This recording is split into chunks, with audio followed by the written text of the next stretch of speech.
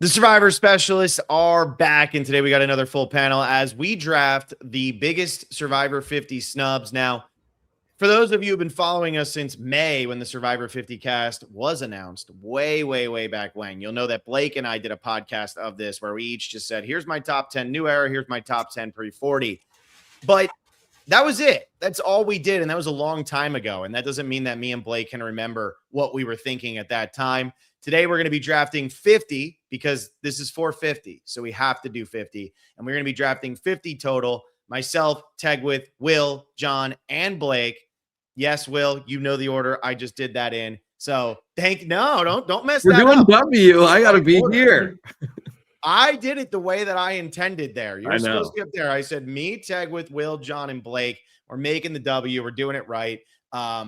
Yes, you guys will see that Alexa was going to join. She had something come up, so she couldn't make it. So John's name is very artfully put into the draft board here that you will all be following along with. So thank you all so much for coming back. Excited for this one. We've done a Survivor Things draft. That was last week. We've done a top 50 characters ranking, and we've done a Survivor episodes draft. And now here we are doing the 50 biggest snubs for Survivor 50. The last time we're talking about this, I know everybody's probably tired of hearing about this in some way, shape, or form. Maybe some of you only want to hear about this through 50 so that you can just constantly say over and over again throughout the entire season, it would have been better if X, Y, or Z was on the show.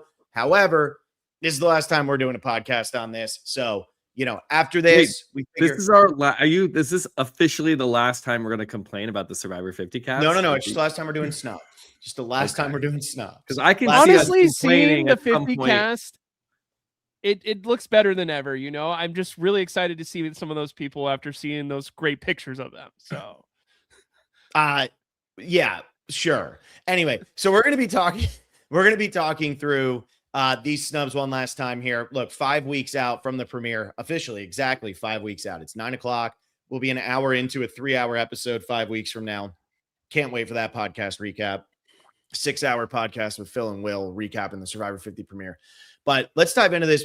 Before we do, though, I do want to bring something up. Will, Mike Bloom dropped the 50 best challenges from the challenge department. Now, we aren't covering top 50 challenges on this podcast. That's not one of our things. Did you take a look at that? I briefly took a look at it. I haven't gone through the whole thing. I mean to go through. I wonder how they ranked it, whether it was like, here are the best 50 challenges that occurred, like for how well they played out on the show and how historic they are, just like Hand on an Idol or like the Palau final immunity. Like that's not that great of they're standing on a buoy in the water. Like we're not like doing anything crazy, creative, or interesting there. But the result was so high. So I wonder if they judge it on the result or just the concept. That's probably my thinking. Baba Booey was ranked 49 out of 50. So I got to think it's based on the concept, because if it was result, that would have to be 1 or 2. Right. Like, if that was results, it would be all time. So 40, that's about right for the concept. Maybe too high, honestly. Yeah. And here's Survivor Archivist. Hand on a Hard Idol wasn't on there. What? The top 10 is a mess, to be honest. Wow. Is it number one? Number one is like obstacle course and puzzle. Probably. We need you to get a John Kierhofer tell-all here, where you just like break down like, no, this is the real top 50, John. Come on, these are the real top 50. That's what we need on this channel. Anyway, yeah, maybe someday. Maybe someday. All right. 50 snubs. I just wanted to see. I know Mike Bloom put that out and I was shocked. I was like, man, they're covering something that we didn't even think to do, mainly because it would have been like exactly what Will just said. Are we doing it based off of how it worked out or what the actual design is? I don't know. I'm excited to see, though. I will excited to see what that is. And there are so many. There's hundreds of really, really awesome. I mean, that would be a really tough list to put together. And there are so many more challenges. What if I told you the best challenge on this list, number 1, is from Survivor Karamoan pre-merge? Is that throwing it off? Is that the break the crates throwing it off? It's the throwing the crate. It's a long way to the top. A long way to the top. Yeah, that's not that surprising, actually. I know that's loved. That's loved. Where's the waterboarding one?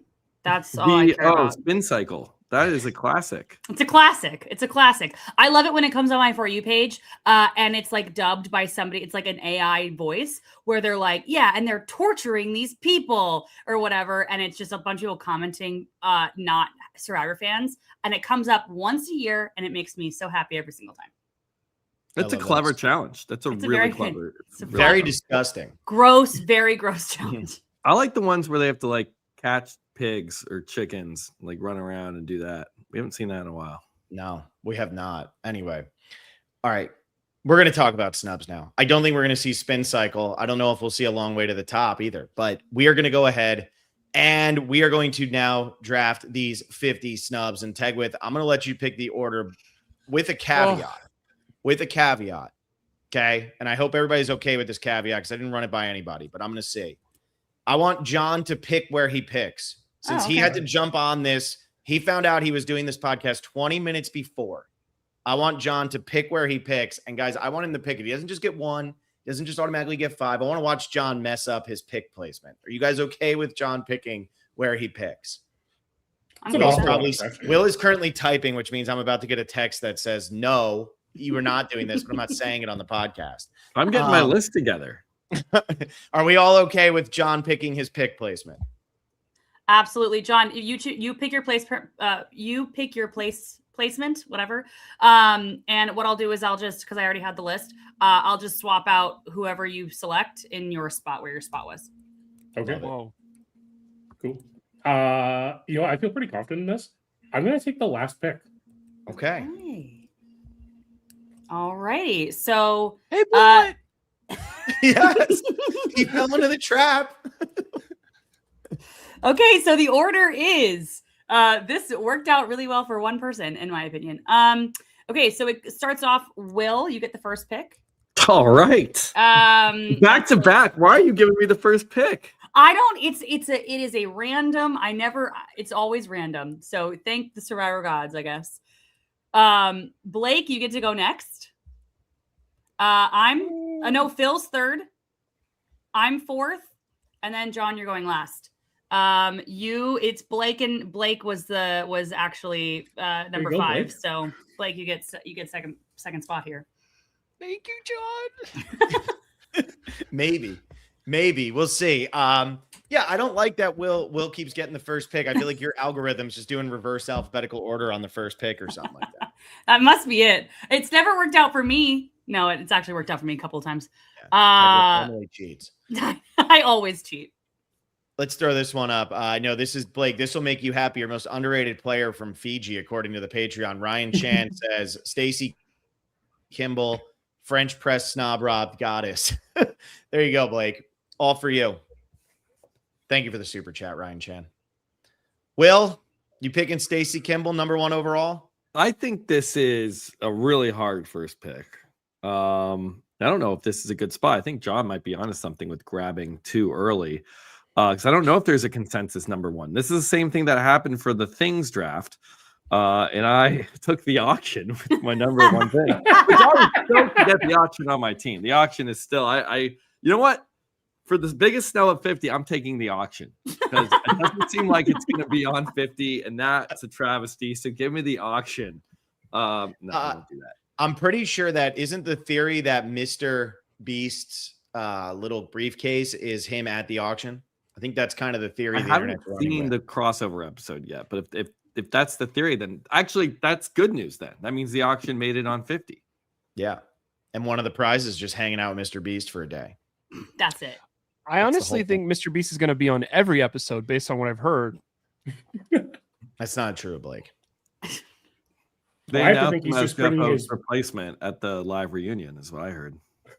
Oh my God. Can we stop saying things that we've heard? Because it's depressing me. All right. And everybody who's still tuned in, we're going to do 50 snubs now. Hopefully you all didn't just click out and get out of here. No, I'm really struggling, and that's why I'm kind of Mr. Beast mentioned way too many times. 90 people just left the chat. Yeah. Yeah, I know. And we only had 64. Exactly. We're negative 30 people. I'll get this back on, get the train back on the station, or back to the station.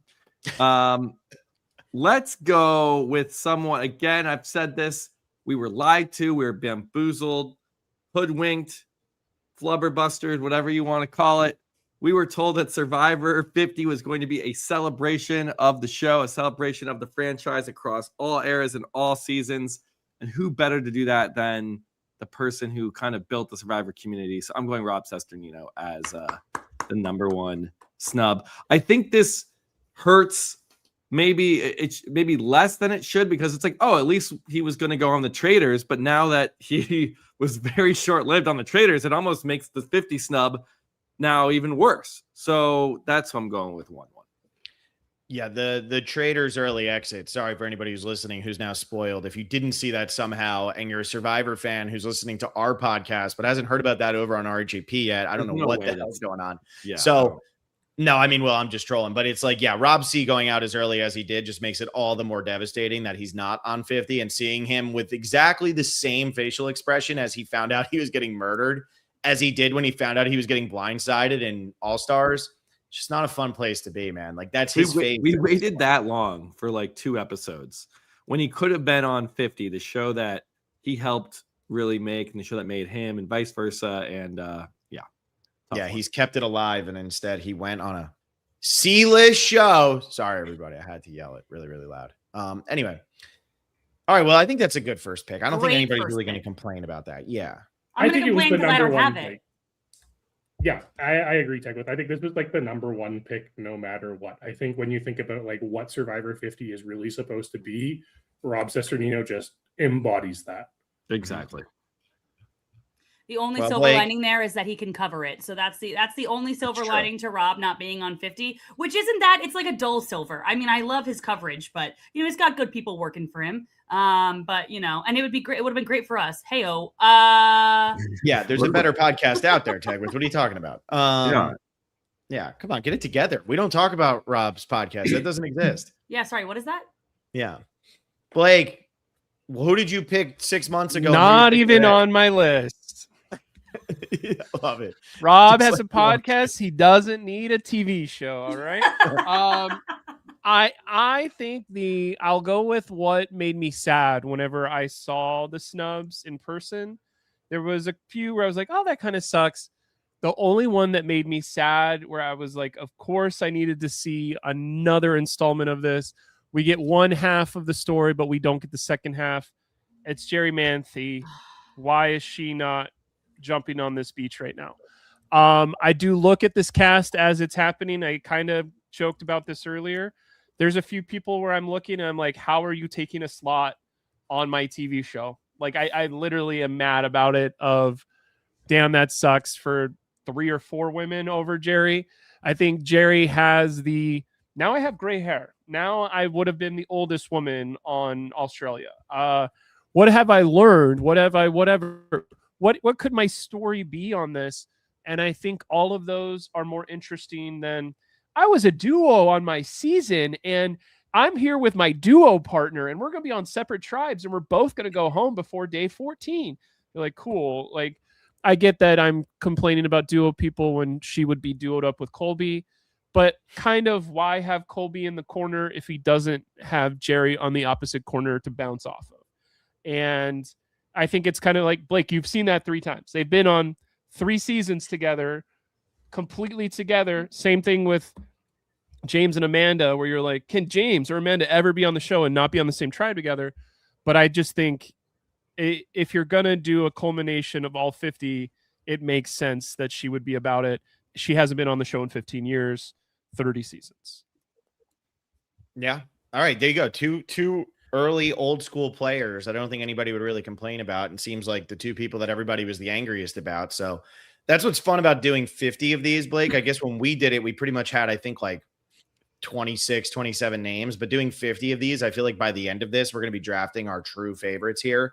Whereas right now, early on, you're kind of getting the people out of the way that seem like the most obvious. And yeah, I mean, Jerry not being on after being on every season with Colby is just, we've talked about that one to death. So I'll just keep that going.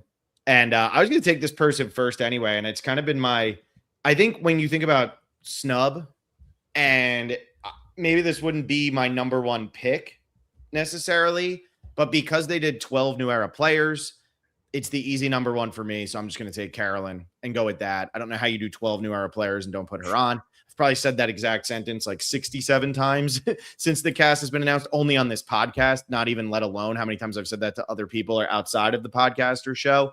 So I'm going to go with Carolyn first. I'm going to take her, get that off the board. I think if you're going to put 12 new era people on, it's just egregious that she's not there. And now this is the first time that we're doing this, talking really about snubs since we actually watched Savannah and Rizzo play. And while I enjoyed both Savannah and Rizzo, them being on the show and being the 249 people we hadn't seen and Carolyn not being there, it's like not helping the cause of the casting team at this point. So Carolyn goes in as my number one pick. Agreed. Retweet. Yes.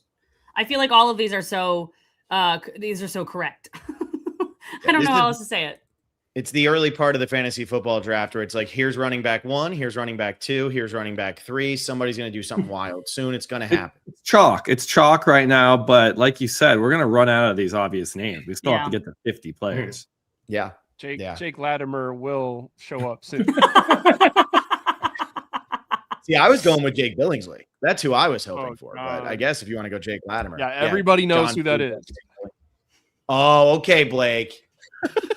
Okay, your favorite season, and you can't even name the captain of one of the tribes. Oh my god. Tagwith, go ahead. Take Jake Billingsley. He was on. No, I'm just kidding. All right. So I'm going with somebody who I think I have said this person's name more as somebody that I want to see in my screen, maybe than anybody else out there. I vividly remember my very first live on TikTok. Somebody asked me, "Who do you want to see on Survivor that you haven't seen in a while?" Or not. I don't even think that was the question, but I said, "Oh, let me tell you," and it's Sean Rector. I remember seeing a picture of him and Boston Rob come on my For You page late in the casting process. And I went, "It's happening. Everyone stay calm. Everybody stay calm. It's happening. He's going to be there." And then he wasn't. And I cried. He's just, he was snubbed so many times. And he's just somebody that I desperately want back on my screen. Sean being there really would have, at least to me, felt like a gift to the super fans, because while I don't know that every person walking down the street knows exactly who he is, I think that a lot of super fans would have been immensely happy seeing him back on the screen. So. Yeah, and your interview that you just did with Dalton Ross again last week, that was his like number one guy. He's like, I've been banging that drum since All Stars, and he still hasn't come back, and it hasn't happened. And it was one of the first people he asked to do the quarantine questionnaire way back in the day.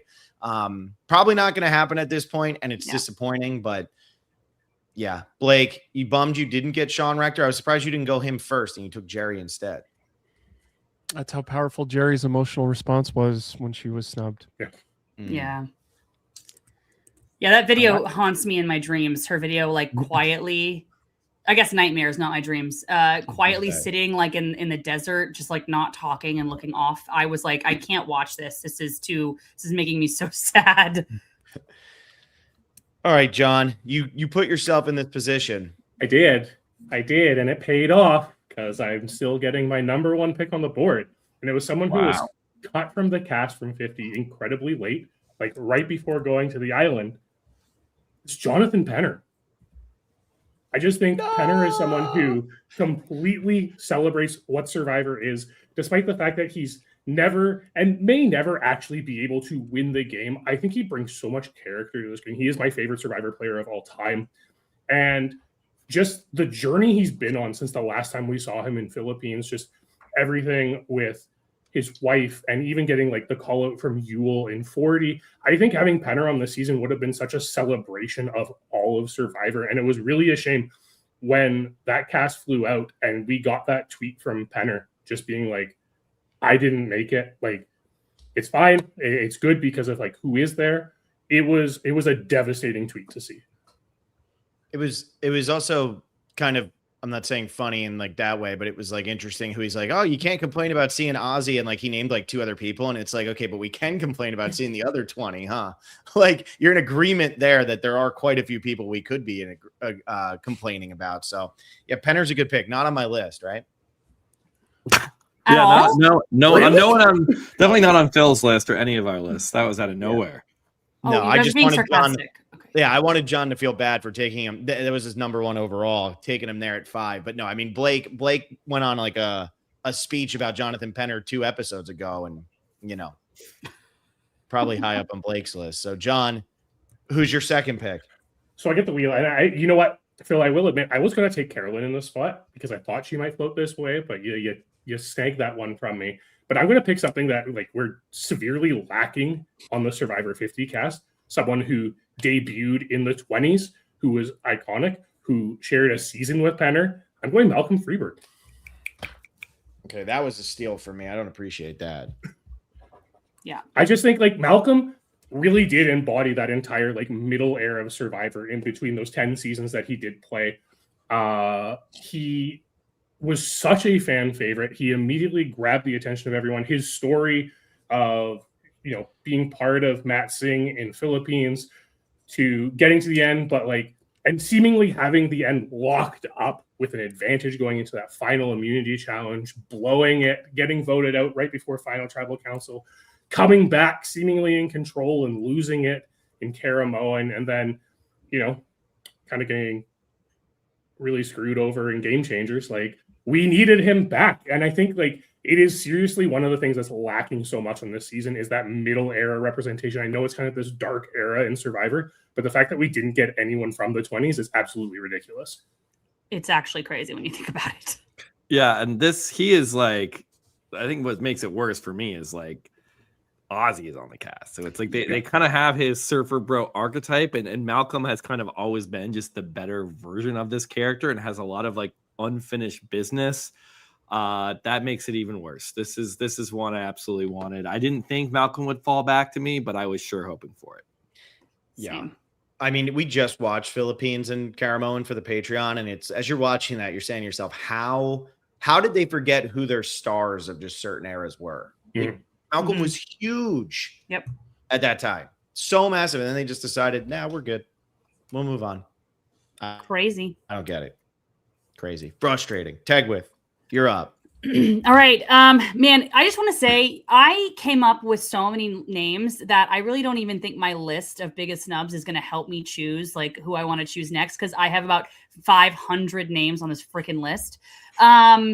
Okay, but I think I'm going to go with somebody. Don't from me, okay? You know what? Don't tell me what to do, first of all. And second of all, no, I'm going to go with somebody. You brought up Ozzy, which is the rumor is the reason why this person is not on this season is because Ozzy was on this season, and this person was in the wind. No one knew where she was.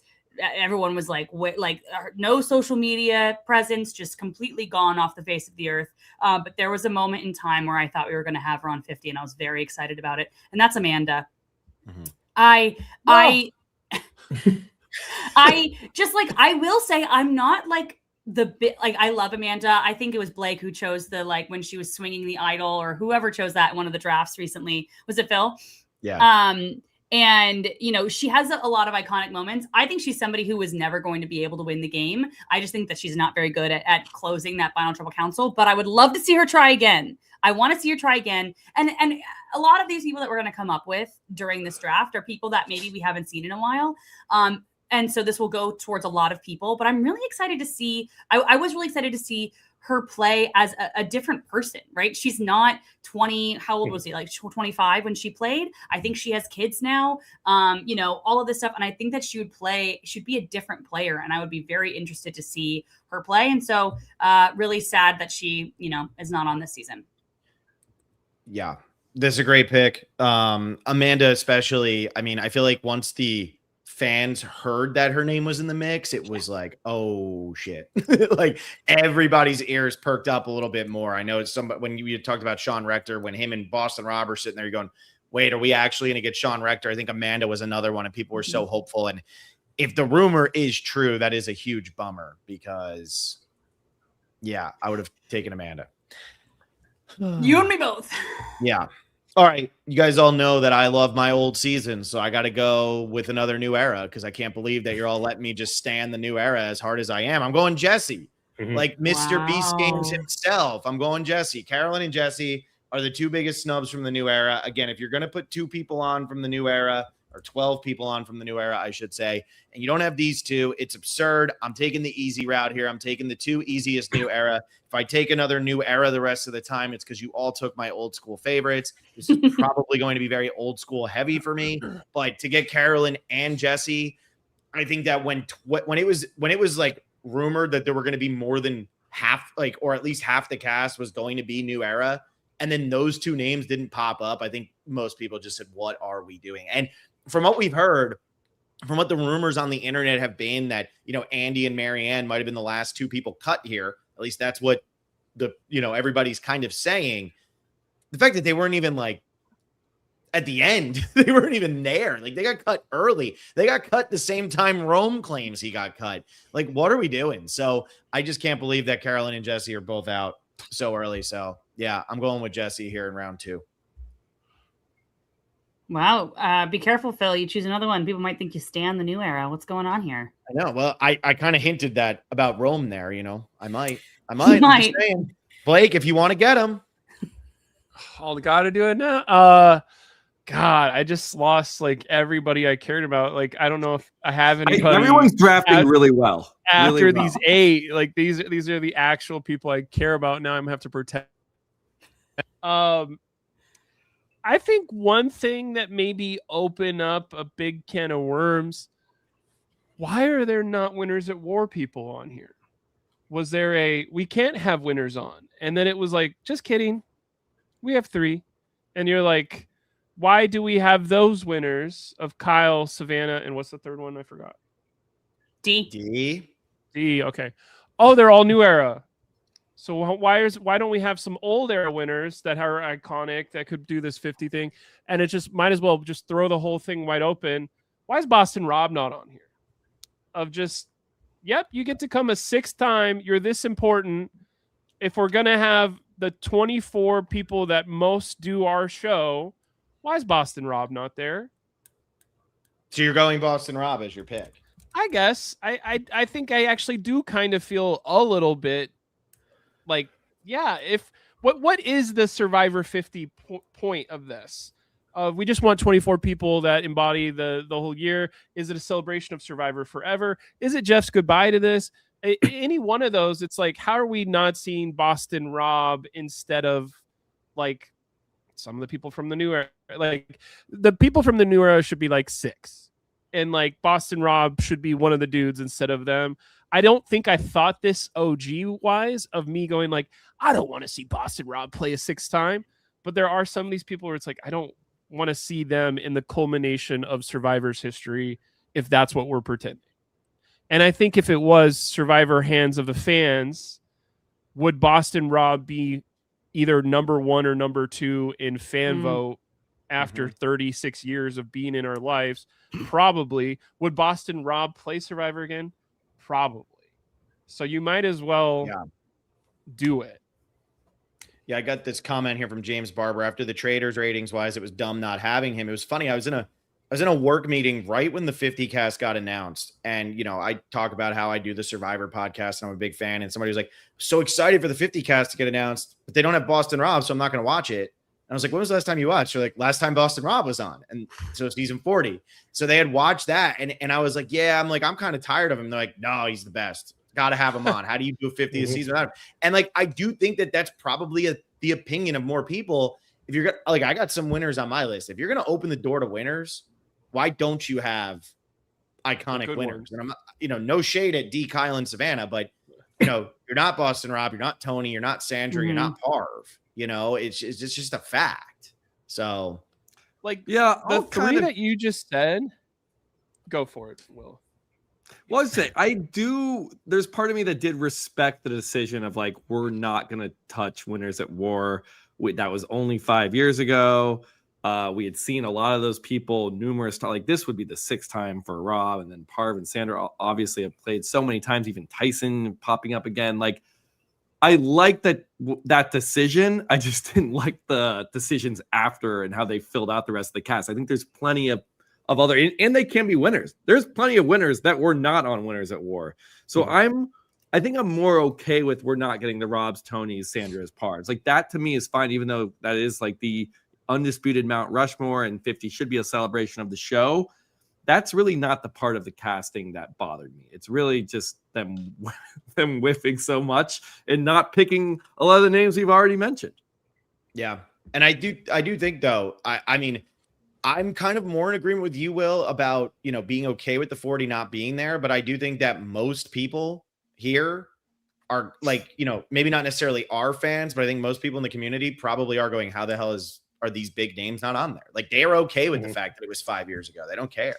Yeah, and I get it. Yeah. I saw a comment over there that said, I thought Boston Rob put out a video saying he turned down 50, when I was out in Fiji, we actually, there was a moment we could talk about, we were talking to Jeff and somebody asked a question, like, how did you come up with the cast or something? And he said, the first thing I did was I called Boston Rob and I said, hey, if you want to come on the show, you can, but this is the direction we're going to take it. And I don't think that you're actually going to be like, I don't think that you are the correct direction because we just saw you, but if you want to be there, you can be there. And then apparently Boston Rob said no. But like, that is what was said, which I thought was rather interesting. But I don't know how true it is, but I meant Tony then. No, hey, Blake, you gotta sit with this now. That's your problem. Wait, I saw an interview with Rob. I think it was on Barstool Sports. It might have been with Tommy. I don't know. And Tommy, I know, was out there and he was basically saying like, yeah, he doesn't need to play again. He just did it. He feels like his Survivor story is kind of closed. Like he said, he'd love to be part of the season in some way or part of the celebration, but like he's been there, done that kind of, and like there wasn't more that he needed to do. Can I say this though, in defense of Blake before he crashes out? He's typing in the chat. I meant Tony. That's about, yep, there it was. Boston Tony. He's so predictable. But here's what I'll say. Maybe Boston Rob didn't say no because, he didn't fit or something. Maybe he said no because the direction Jeff said he was taking the show. He was like, that sounds dumb as hell. Maybe. I'm out on that. I mean, it could also just be the fact that the prizing incentive is different this season. There's no appearance fees. We know him and Amber got big appearance fees for Winners at War. That's also very true. They went back to the All-Stars pay scale for this. I actually think, Blake, I'm going to defend you here. I think Boston Rob is a snub, but not from the cast. I think what's more disappointing is that we have a bunch of celebrities coming onto season 50, and it's not people like Boston Rob. That I agree with. Why have I not even thought of that as an option? That's what I genius. meant. That's what I meant, actually. Blake, sit there with your sniffles. You don't know. How do we know Boston Rob doesn't go out there? Have you guys seen 50 yet? That's true. I haven't seen 50 yet. Maybe you guys are on Spoiled Survivor, but like I haven't watched the show yet. I mean, I'm not going to say that they are, but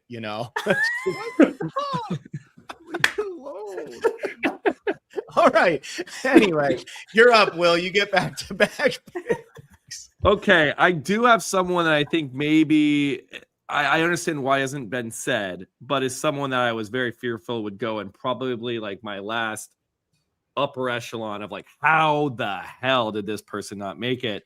And this is somebody who literally has not had a chance to come back until this season. There have been a few players like this where, well, actually, that's not completely true. I guess outside of being a captain on Edge of Extinction, this player has not had a chance to return. And this is basically anyone who played after Game Changers and didn't win. If you weren't a captain on Edge of Extinction, you couldn't come back. This is a one-time player who many might say is the best player to never win the game. This is Dom Abate from Ghost Island. I think that like Survivor 50 is perfect for Dom. He was such a big character, such a big threat on his season. Again, a lot of people think he should have won or that at least him and one. I mean, they tied. The only tie in Survivor history. Again, if you want to celebrate big moments of the show, bring back the loser and the only tied final tribal council.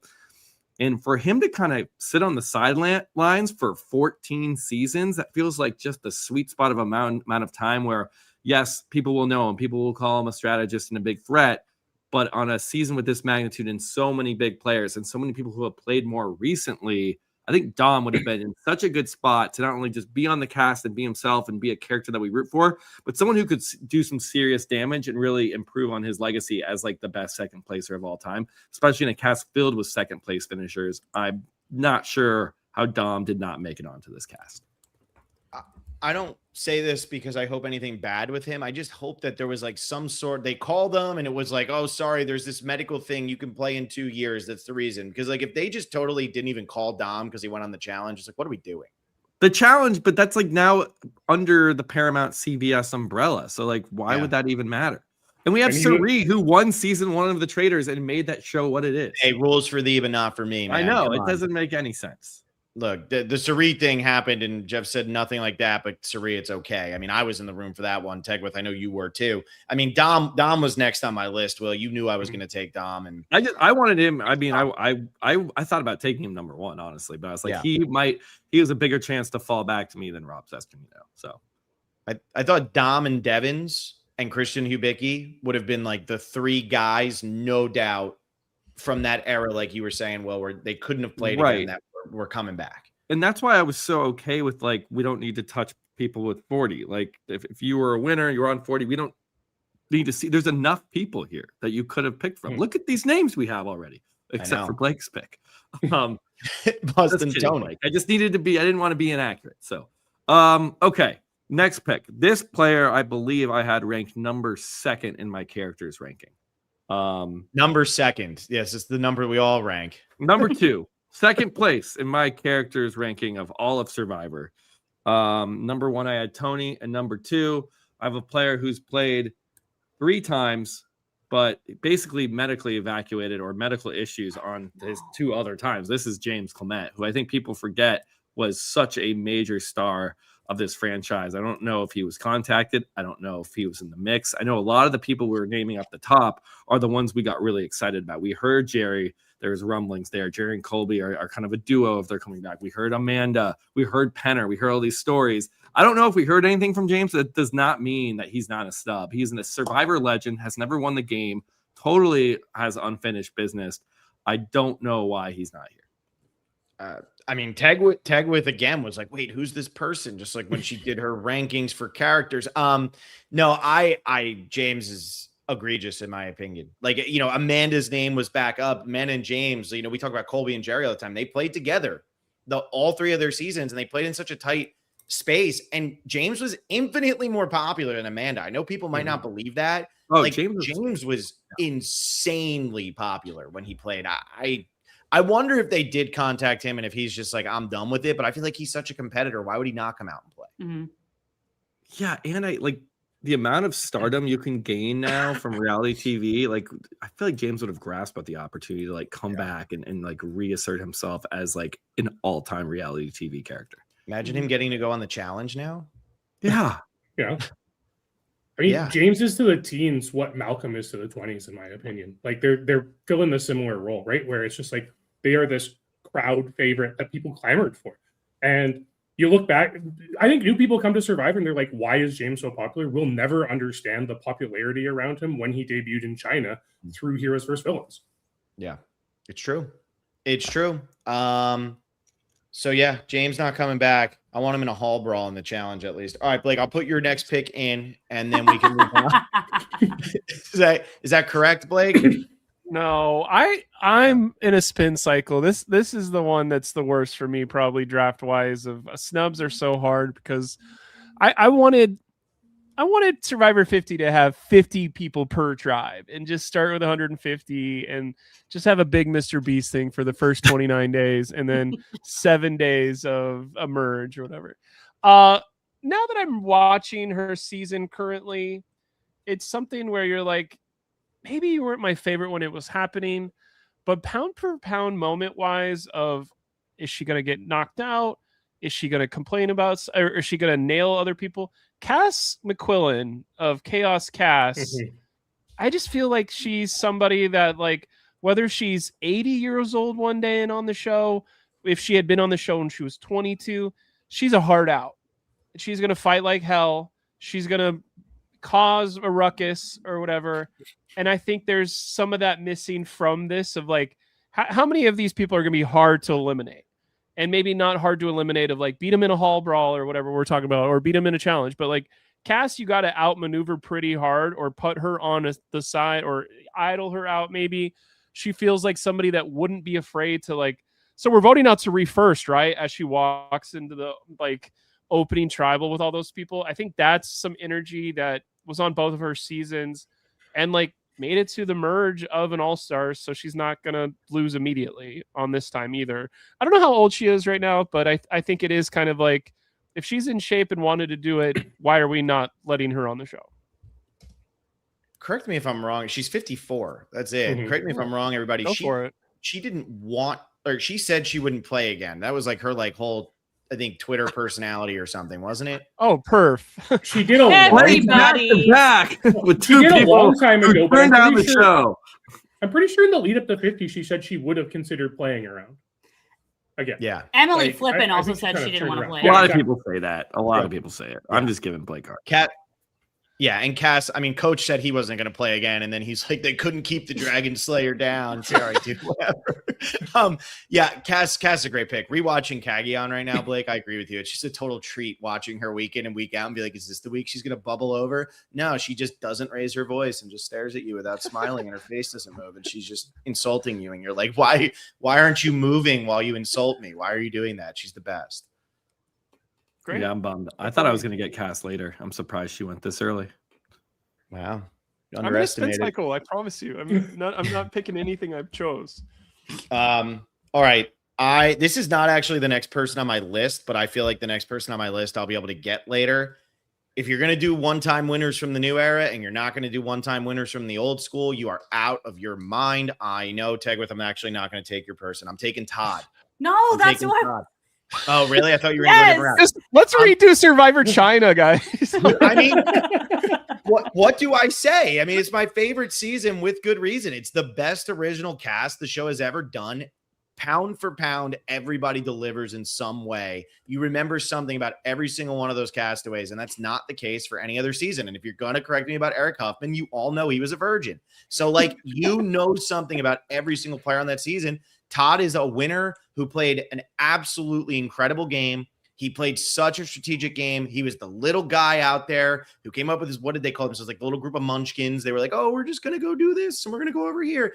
And he led the alliance that outsmarted everyone. He played a great game. He obviously went through all of his, problems with alcoholism and stuff like that. He's, been through, I think, rehab, and he's since been sober. He's doing the pop shop. Like you talk about Rob C doing something about loving Survivor. Todd's another one. And I know it might not necessarily be to that level, but if you see one of these Survivor Funko Pops, it's Todd Herzog who's making it. And I feel like he loves the game. I know there were rumors that he was potentially going to be on 40 and Adam kind of replaced him at the last second. I don't know how true that is or not, but I know that was a rumor going around right after that cast got announced at the time. I think that Todd, I always say, I think he's the second best winner of all time. I think really, I understand because the one-time player, it's hard to say he's the second best player of all time, but if all things are even, I would take his game against anybody's game other than Tony's. And I think he deserves a second chance. And I think if he got a second chance, more people would feel that way. They just forget how good he is because he only played once. And it was a long, long time ago before they even did it in HD. Perfectly said, Phil. Thank you. I'm saying that angrily because I was this close to having Todd, but and with his next pick, Courtney. Yeah, you're gonna be shocked, Will. You're gonna be shocked. Leave Frosty for me. As long as nobody takes Jean Robert. I know. I just want to say, so when McKenna and I did our brand steal for the Patreon, we did a winter brand steal with like characters from whatever, and we chose Survivor China as the brand steal, and we both forgot Frosty was on there, and we were like, oh my god, Frosty the Snowman was under the characters, and we just kept Frosty's picture, and the whole time we were like, it's Frosty. It was so good. You had to be there to look at it. He almost ruined the winter games by winning as Frosty from Survivor. It was so good. It was really, really, really good. All right, I'm next, right? You are. Mm-hmm. You really threw me I don't know what to do now. All right. Okay, so we were talking about big characters, big names. And I think he was probably one of the bigger names from the early years. Somebody that I would love to see back. Don't know if he would ever play again. But Lex. And I really feel like it's perfect because really one of the main reasons why I would want to see Lex back on a season is if Boston Rob was there. And on this draft, Boston Rob is there. So it's perfect. Good job, Blake. look, there's no bigger Lex stan than me. I absolutely love Lex. I think Lex was like the first really, really big. Everybody felt something about him. Like obviously you had Rudy and then Colby, but Lex was just that guy where you were like, man, I really hate him. And then you had the other people who really, really loved him. It's crazy that Lex, for as big as he was, hasn't played since season 8. That's wild. And he would have done it. I know for a fact he would have done 40 if he had gotten asked. And I know for a fact he would have probably done 50. So I just feel like Lex would have been great. Yeah, and he's somebody that I don't know. Him and Big Tom were two people. I almost chose Big Tom here also, but I feel like Lex is maybe a little bit more realistic. But I still have 7 more picks. I know that's true. Maybe I shouldn't have said anything. But he's just somebody that was so, we were talking about big people from the 20s. Lex is one of those big people from the knots, I guess, and I think it'd be interesting to see him again.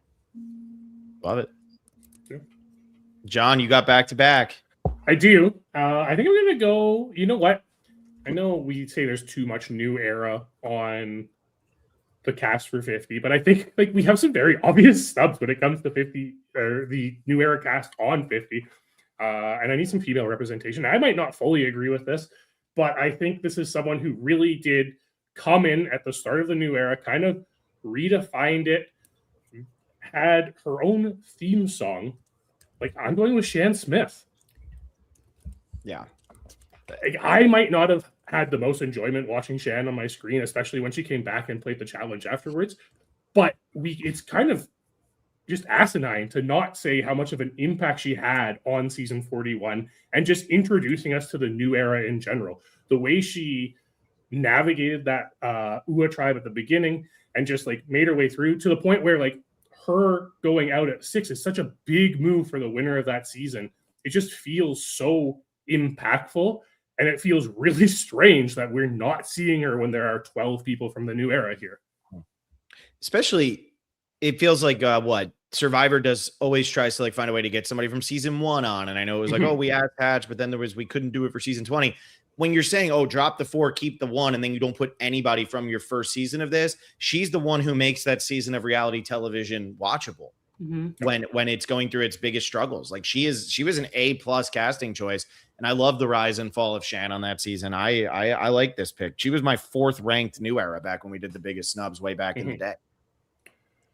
Yeah, I also want to say something positive for Shan. Like, I think this is a really smart pick because when you're building a reality show cast, there is the like feel goods, and then there's the how do you not have it, and like we need some people are going to root for her, and then a large people are going to root against her of like, oh, I hated she got rid of my favorite people. But it's like just as much as we're talking about Lex from years ago having a divided fan base, it's like I think Shan is by far the person who has the most polarizing in the new era, where you either think she's the second coming of like an amazing Survivor player, or I can't believe a pastor is doing this clutch.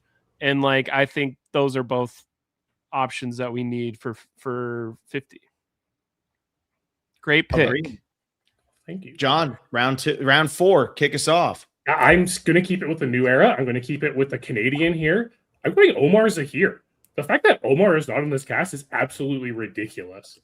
He brought so much. I mean, first off, iconic t-shirt, which makes him so easily recognizable. He brought so much to that dynamic. And I think you could really go with Omar or Marianne around here.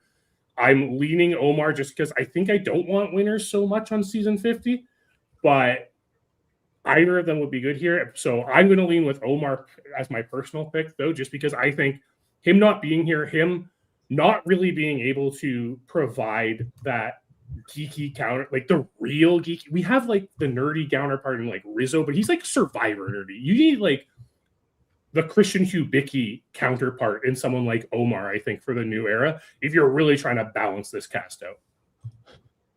Yeah, he stole that from me, right?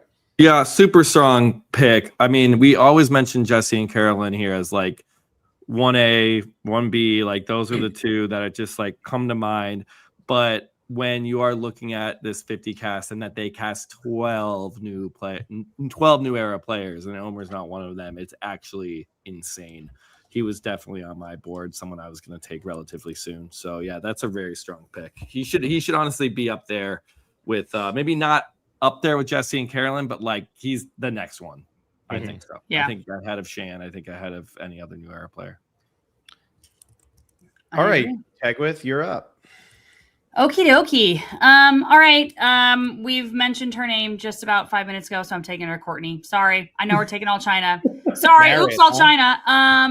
Taking Courtney M. Can't have Courtney Yates. You're taking Courtney Merritt. No, Courtney Yates. She is so funny. She is so witty. I don't know if she's the best Survivor player ever, but gosh, do I like her on my TV screen. She is so mean, but in a nice way. I don't know. I love her, and I feel like I don't need to explain it. We all get it. Yeah, I mean, obviously would have taken Courtney. I mean, Will's saying Phil's going to take Courtney after Todd. I wasn't going to do it right after Todd because I want to be like that, give somebody else a chance to get some of the China people, but. Yeah, I mean, I think she has like total in her 2 seasons. I think she combines for like 25 confessionals, and you remember every single word that she says in all of them. Like she has 4 confessionals in all of Heroes Villains, but then she's also just trolling everybody from the sidelines because she gets to sit out of like every single challenge. Amazing. Love Courtney. Almost won the game once, and if she survives one more vote in Heroes versus Villains, she'd very well have made it all the way to the end again. So, all right, I'm going with another winner.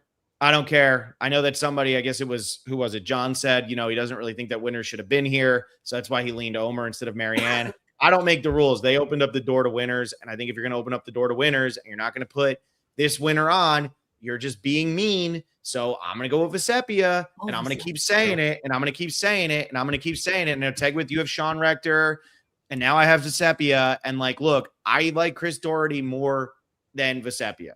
But I understand why they haven't brought Chris back, right? Not as popular of a season, kind of the lost season in between Palau and All-Stars, whatever you want to talk about. But Vesepia, I really don't understand it.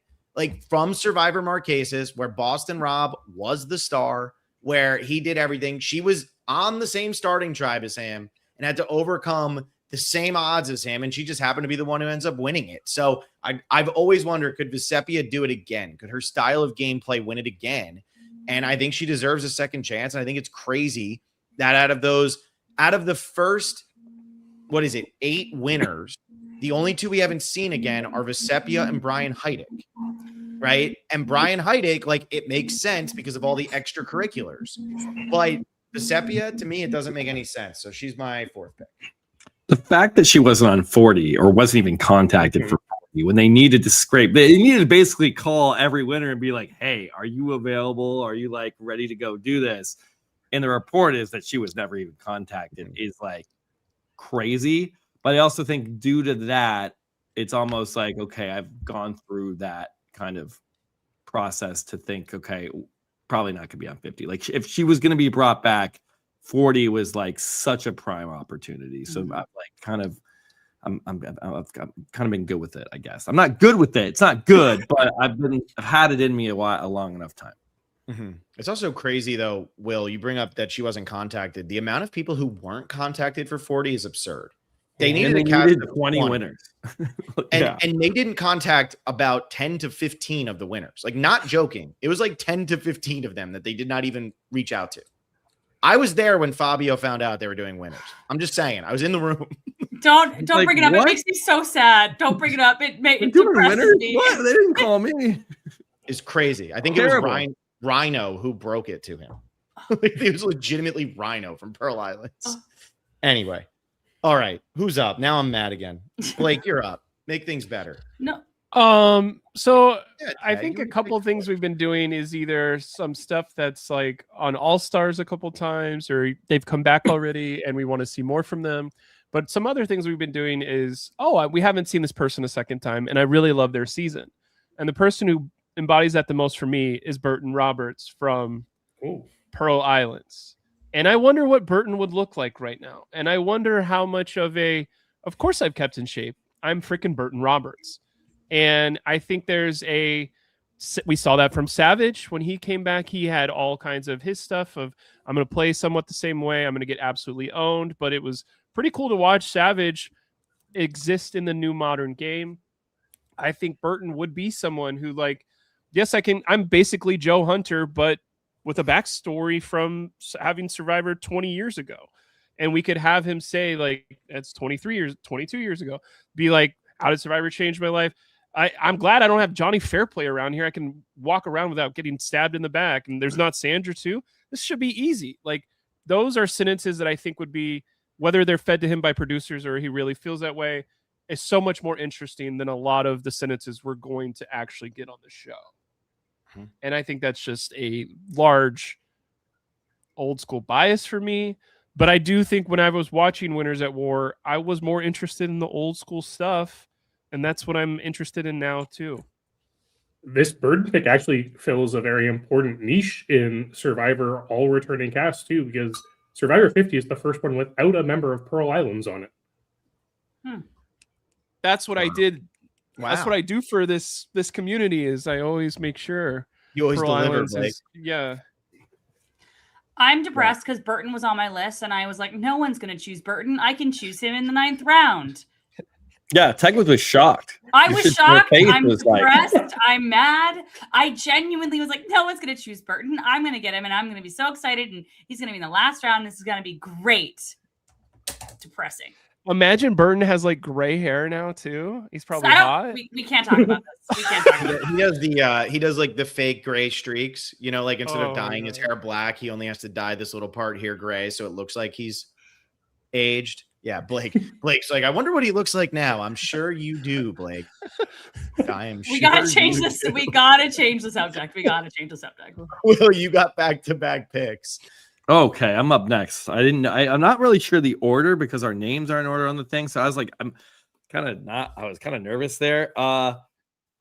Let's go. If we're going to one-time players in a beloved season, who everyone's been clamoring to have back since she played, who was kind of in the press coming up to Survivor 50, did a huge photo shoot with Parv. Let's get Natalie Bolton. If you're going to bring Natalie Bolton back, 50 is the perfect time to do it. I think she was on the cusp of Heroes Villains, didn't quite make it. That cast was stacked. And then the next time, maybe you consider bringing back Fans vs. Favorites. That didn't work out. Game Changers was just a mishmash great. But like, if you're going to celebrate the show, Phil even drafted in the top Survivor 50 things as Eric giving up the immunity idol. Yeah. One of his most insanely weird picks, but that's fine. One moment from one season. Unlike the auction. Natalie. What about Survivor guy? Hold on. Natalie was a part of that, one of the biggest moments of the show. And we've seen Sari backs. Hey, Sari's on this damn season. We've seen Parv talk about it. Who is the third other woman that was super instrumental in that? Obviously, Amanda was there too, but like Natalie is a huge part of this and a huge part of the Black Widow Brigade. And everyone in the Black Widow Brigade has come and played again except for Natalie Bolton. So where is she? This would have been a great time to have Natalie Burton back. Yeah, and she has her Instagram page now where like she still looks good. Like she's got her like skincare by Natalie thing going on. Like she looks like she'd be ready to come play Survivor. Was she contacted? Did we hear? Like, was she? And it seemed like she kind of actually contacted. They contacted Natalie Tinarelli actually. So it was the other. We've seen that happen before, Blake. Some would say second chance. They did do that. Yeah. I know. Does anybody? What we need is like, where's the thread of all the people who were in the mix right before that last thing got dropped that said, no, these are actually the 24 people. Ugh. Because I feel like it was a wild ride, and I don't remember Natalie Bolton's name ever coming up in that. Will, there were rumors for a little while. There were like because her name was a little buzzy. I don't know if it was ever like Penn or Amanda Jerry level, but it was buzzy. I think it was because we had the hints of like season 16 woman, and it like turned out to be Amanda, not Natalie, that was being hinted at. But there was a long time where the fandom thought like we were finally getting Natalie Bolton back on our screens. I could see it. Okay, I have an interesting stat for you. Every single returning player season has had a player from this season. This is Pearl Islands. I don't know if you guys knew this stat. Get out of here. But we got to bring back, we're going to celebrate 50 seasons of Survivor. you got to bring back one of the biggest character, maybe the biggest character, maybe the second biggest character outside of Boston Rob, but at the time the biggest. You got to bring back Rupert. And I think after we just did our rewatch of Blood vs. Water, and that's technically his 4th appearance, where he just had no chance, just was out immediately. That doesn't really count. So if you're going to boil Rupert down, he played 3 times, and every time he played, he made a deep run and was a major character on his season. So who better to come back and celebrate the franchise with than Rupert? I know there is some fatigue, but look, I haven't seen him since 27. Wasn't on Winners at War, but still has that legendary kind of grand aura, right? Is that what the aura? He's got the aura. So where's Rupert, man? The original Riz God, right? Rupert. The Rupert God. I mean, Rupert has to have like some reason that he's not there, because Jeff loves Rupert. Rupert. There's got to be. We got a video for Rupert saying he was never contacted for the season. That's insane. How does that make any sense? This is the man who won $1 million playing Survivor without ever winning the game. Mm-hmm. They literally made an award just to be able to give him $1 million because of how popular he was, and they didn't even contact him for the season. They forgot who they were. They just forgot who they were, and nobody's reminded them in a while. That's brutal. Will, I think that's a great pick. That's you a good team. I'd watch your season over 50. I think I'd watch anyone's team over 50. Yeah. Wow. I agree. I'll watch 50 still. I'm okay to watch 50. Oh, we're going to watch it. I'm excited for it. It's going to be great, but we can continually complain that this cast is not what it should be. Patrick J. Stahl just said Golden Survivor, all 50 plus coming. All I'm going to say is this is about to be a very, very geriatric list for me. It's coming. Like, that's all. No, that's Blake's team. Yeah, but mine's about to be even older. Even older. I don't think you got the joke, but okay. I didn't. Oh, I got it. That's funny. Geriatric. Oh, Jerry. Oh. All right, guys. So we'll just do the rest of the podcast now. We'll just keep getting there. Well, I got to remove you from the second spot. Sorry. W? Yeah. Who's up? God, it's Blake. That's right. It's Blake. I think there's some equal parts. Okay, we did see this person in an all-star capability. Was he a captain or what was it? But I want to see David Wright play again. And I think he's a better Mike White. Obviously, Mike White is more famous. Obviously, Mike White maybe made it to second place instead of fourth. So what are you talking about? But I think David Wright has equal parts. Can he do it again? He's still a plucky underdog, even in an all-star season. He has kind of if we're talking about duos, him and Devins are kind of a duo that, well, do we backstab? Do we work together? What happened here? I think there's some interesting meat left on his bones for the show that I like better than a couple men that are in the season. And I do think when we talk about stars like Malcolm, I think David Wright was a star of his 5-season era or whatever it was, where it's like, that's a door that I would love him to walk through and do this. And it kind of being like, you know what? Whether he gets there's some of these times where it's like, even if they get 22nd place, him coming out there and like playing super hard and voting someone out so backstabby in 24th and immediately going is like, I had to play hard. I knew I was going early or whatever. I like that. That's an energy from him that I think would be acceptable instead of just like, oh, David, like there's some people on the show where I'm like, what place do I want you to get? And I can't like write it down because I'm like, I don't want you to get further, but you going home first would be a waste for half the cast. I'm being a real asshole right now, but I think David Wright, no matter what place David Wright got, I think it would be very interesting for a 50. Like I always say this, you want the first player eliminated from a season to be, especially a season like 50, you want to be devastated no matter who it is. That's what you want. And that's just not what we got. Yeah. Yeah. Me and Will did a winner wish list, I think, where we ranked in order, the order that we wanted in terms of like who we were most excited to win and everything like that. That was a podcast we did this summer. So Yeah, I mean, David Wright, I feel like they were almost disappointed with Edge of Extinction. And I feel like he's very entertaining on Edge of Extinction. He doesn't go very far, but he's very entertaining. 8th place, or did he get 10th?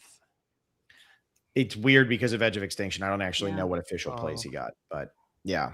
I mean, he made it post-merge, and he like caused some chaos. Yeah, I like the David Wright pick, Blake. David Wright was the person who, when he got voted, when I watched Millennials versus Gen X and he got voted out, I understood. That was when I was rewatching, because I obviously didn't watch until 2018. That's when him going out there was like, oh yeah, you can't take, like, if he went further while I'm sad, he would have beat anybody. And it was in that moment I kind of understood like the next level of Survivor gameplay because of David Wright. Mm-hmm. Can we bottle that and send that to Jeff Probst a year ago and get David on the show?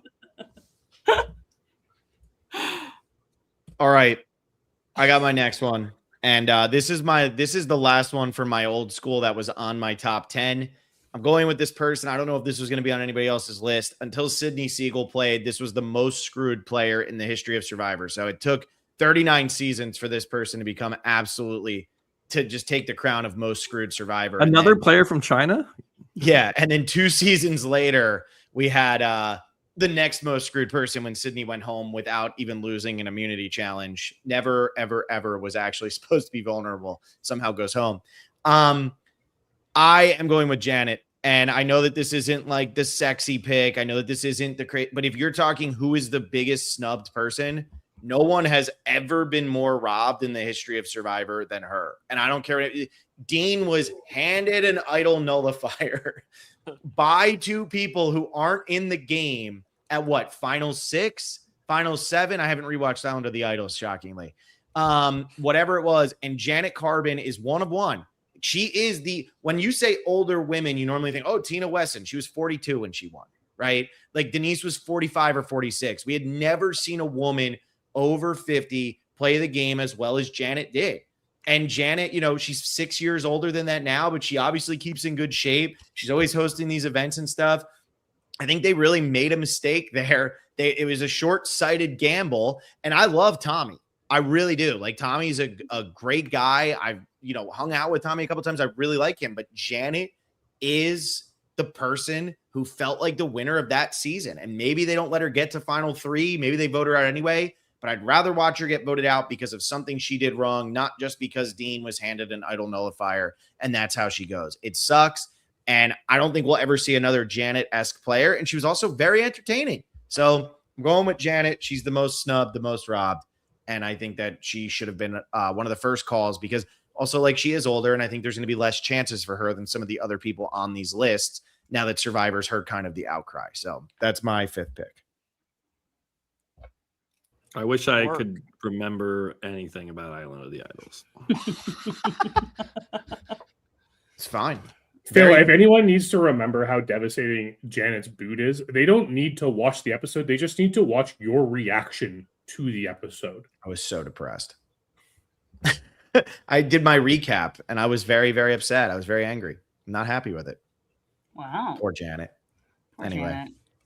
Nobody else cares about Janet. That's fine, Janet. I have your back. I remember liking her. I don't even remember this idol nullifier or how she got it or like I don't remember. Like, that season is just like not something I remember. I don't remember the idol nullifier at all either. I feel like the last 2 episodes where they go to like a different island and whatever, I'm like, what are we? I've only seen like, 2 or 3 seasons live at this point because my first season with David versus Goliath, I'd seen a bunch of past ones, and I went, what are we doing here? Like, what's going on? And I feel like I shouldn't have had that instinct as a relatively newer Survivor fan, and because it was just all packed into like the last 2 episodes. It was confusing. Also, the last live finale ever. Yeah. Mm-hmm. Hey, you should all go watch Under the Idols. No, that was pre-recorded. It was pre-recorded. We were there. Go ahead and watch Under the Idols. Great season. Very enjoyable. Nothing bad there. You guys got to go rewatch it. Freshen up. Tegwith, you're up. All right. Okay, so this might be, I don't know, kind of a shocking one for people. I'm going Terry Dietz. I thought I could get Terry in like round 10. What are you doing? Wow.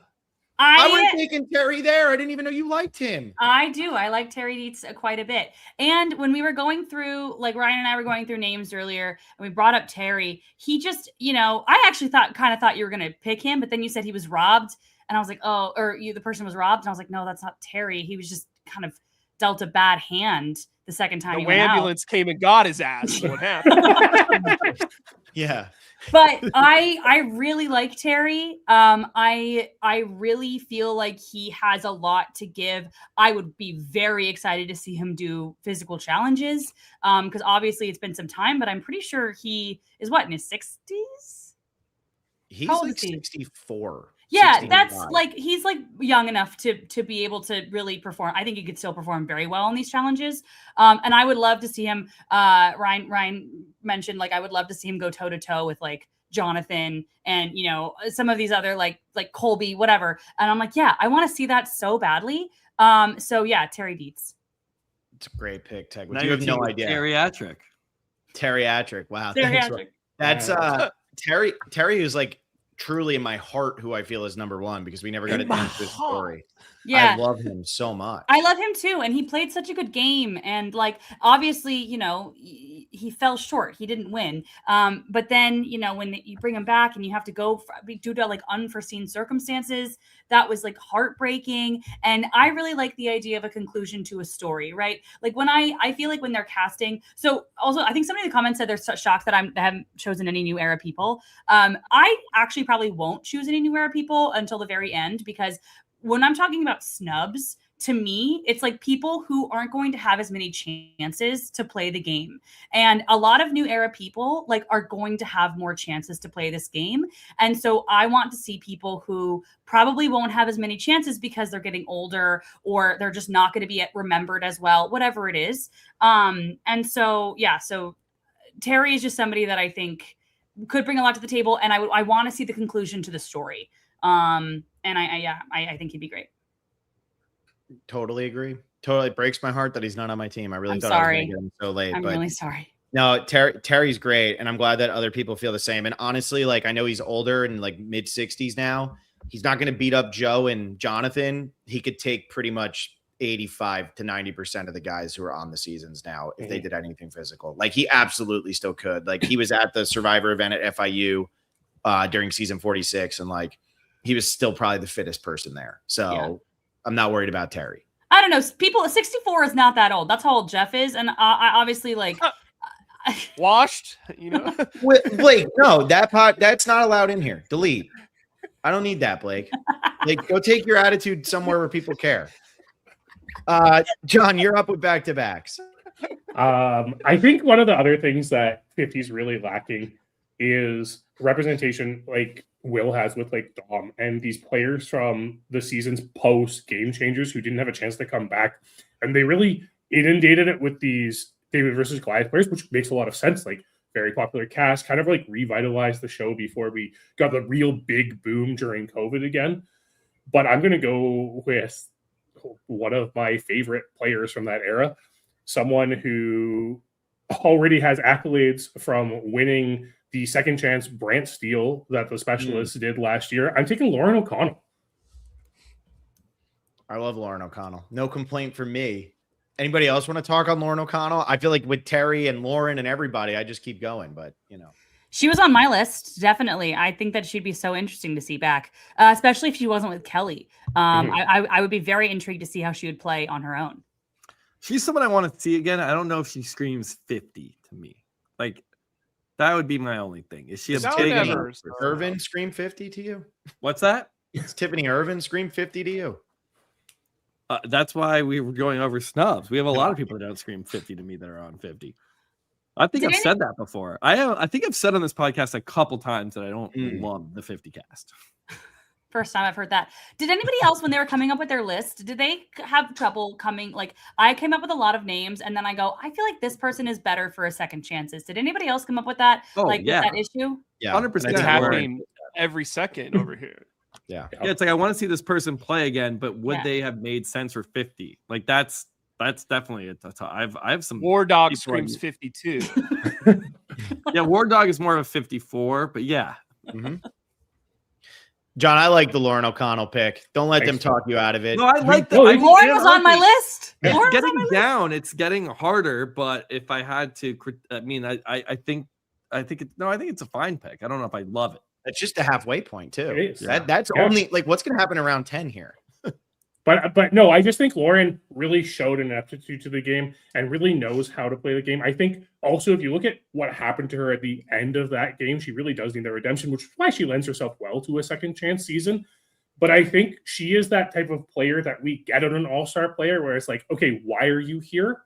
And then we get incredibly impressed with her game, right? Mm-hmm. I think like we needed more of that like typical why are you here on this season rather than the why are so many of you on here on this season with 50 in order for it to really feel like a celebration of Survivor, because we needed that what the casting when it comes to 50. And if we're looking at the rest of the picks on this list, those people are very obvious picks. And I think like Lauren is that one where it's like, okay, it kind of makes sense. Like I understand, but she doesn't show the most from her season, but then comes out and like plays like, I mean, going into a coming on 50, right? Like a Jenna Lewis and All Stars, right? Like it's just that person who's like, okay, you were clearly like not the first pick for your season, but I like the fact that you're here because you're delivering something still. Mm-hmm. And who's your next one? My next one, I mean, we've somehow Burden gets picked from Pearl Islands here before. Like if we're talking a celebration of Survivor, and we're talking someone from Pearl Islands, we have to talk about the person who has a move in the Smithsonian. It's got to be Johnny Fairplay. Yeah. We got Thomas here saying Johnny Fairplay should have been on 50. So you made a fan, John. Well, I was really hoping to say it before Thomas put it there, and then he put it in there. Right? I'm just finishing my rewatch of Pearl Islands right now. Fairplay is just delivers television. Like he, being a professional wrestler going into the show, like he knew how to put on his persona, and watching him just like snake his way through Pearl Islands is so fascinating.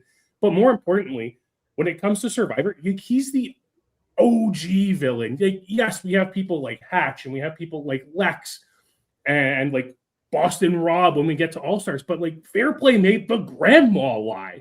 Like this is one of the biggest moments in Survivor history. And the fact that we don't have him on 50 is absolutely insane. Why has he never played a second time? That's crazy. Oh man, no, I love. I mean, yeah, Fairplay. If you're gonna really get into this, I think that's a legendary type pick in the 6th round, and you're talking could have been on the someone, rush. Not someone who screams 50 like that. Got the legendary status. Yeah. All right, Tegwith. Nice job. You gonna take somebody else? I want. Maybe, who knows? Gary Hogaboom. You know it. Okay. I'm going to go with, we were talking about big names in the 20s. And I think that this is one of the bigger names in the 20s that I'm honestly kind of shocked I'm getting at this point. Andrea Belke. There was a moment in time where I feel like every single person who was like answering questions about how they wanted to play, every single woman said, I want to play like Andrea Belke. I want to play like Andrea Belke. I want to play like Andrea Belke. And I don't know. She was just so big. Wasn't she the one who went out to who was that? Didn't she do like some kind of interview with Survivor, like out on the islands? Or am I making that up? She was working for somebody for a period there. Yeah. ET or something, I want to say. Yeah, it wasn't Entertainment Weekly, but it was Entertainment something. Yeah. It might have been ET, Will. Yeah, I don't know. I just think that we didn't get any representation from the 20s, which is crazy. And I feel like Malcolm and Andrea are right there. And I feel like it just makes a lot of sense. So I gotta go Andrea.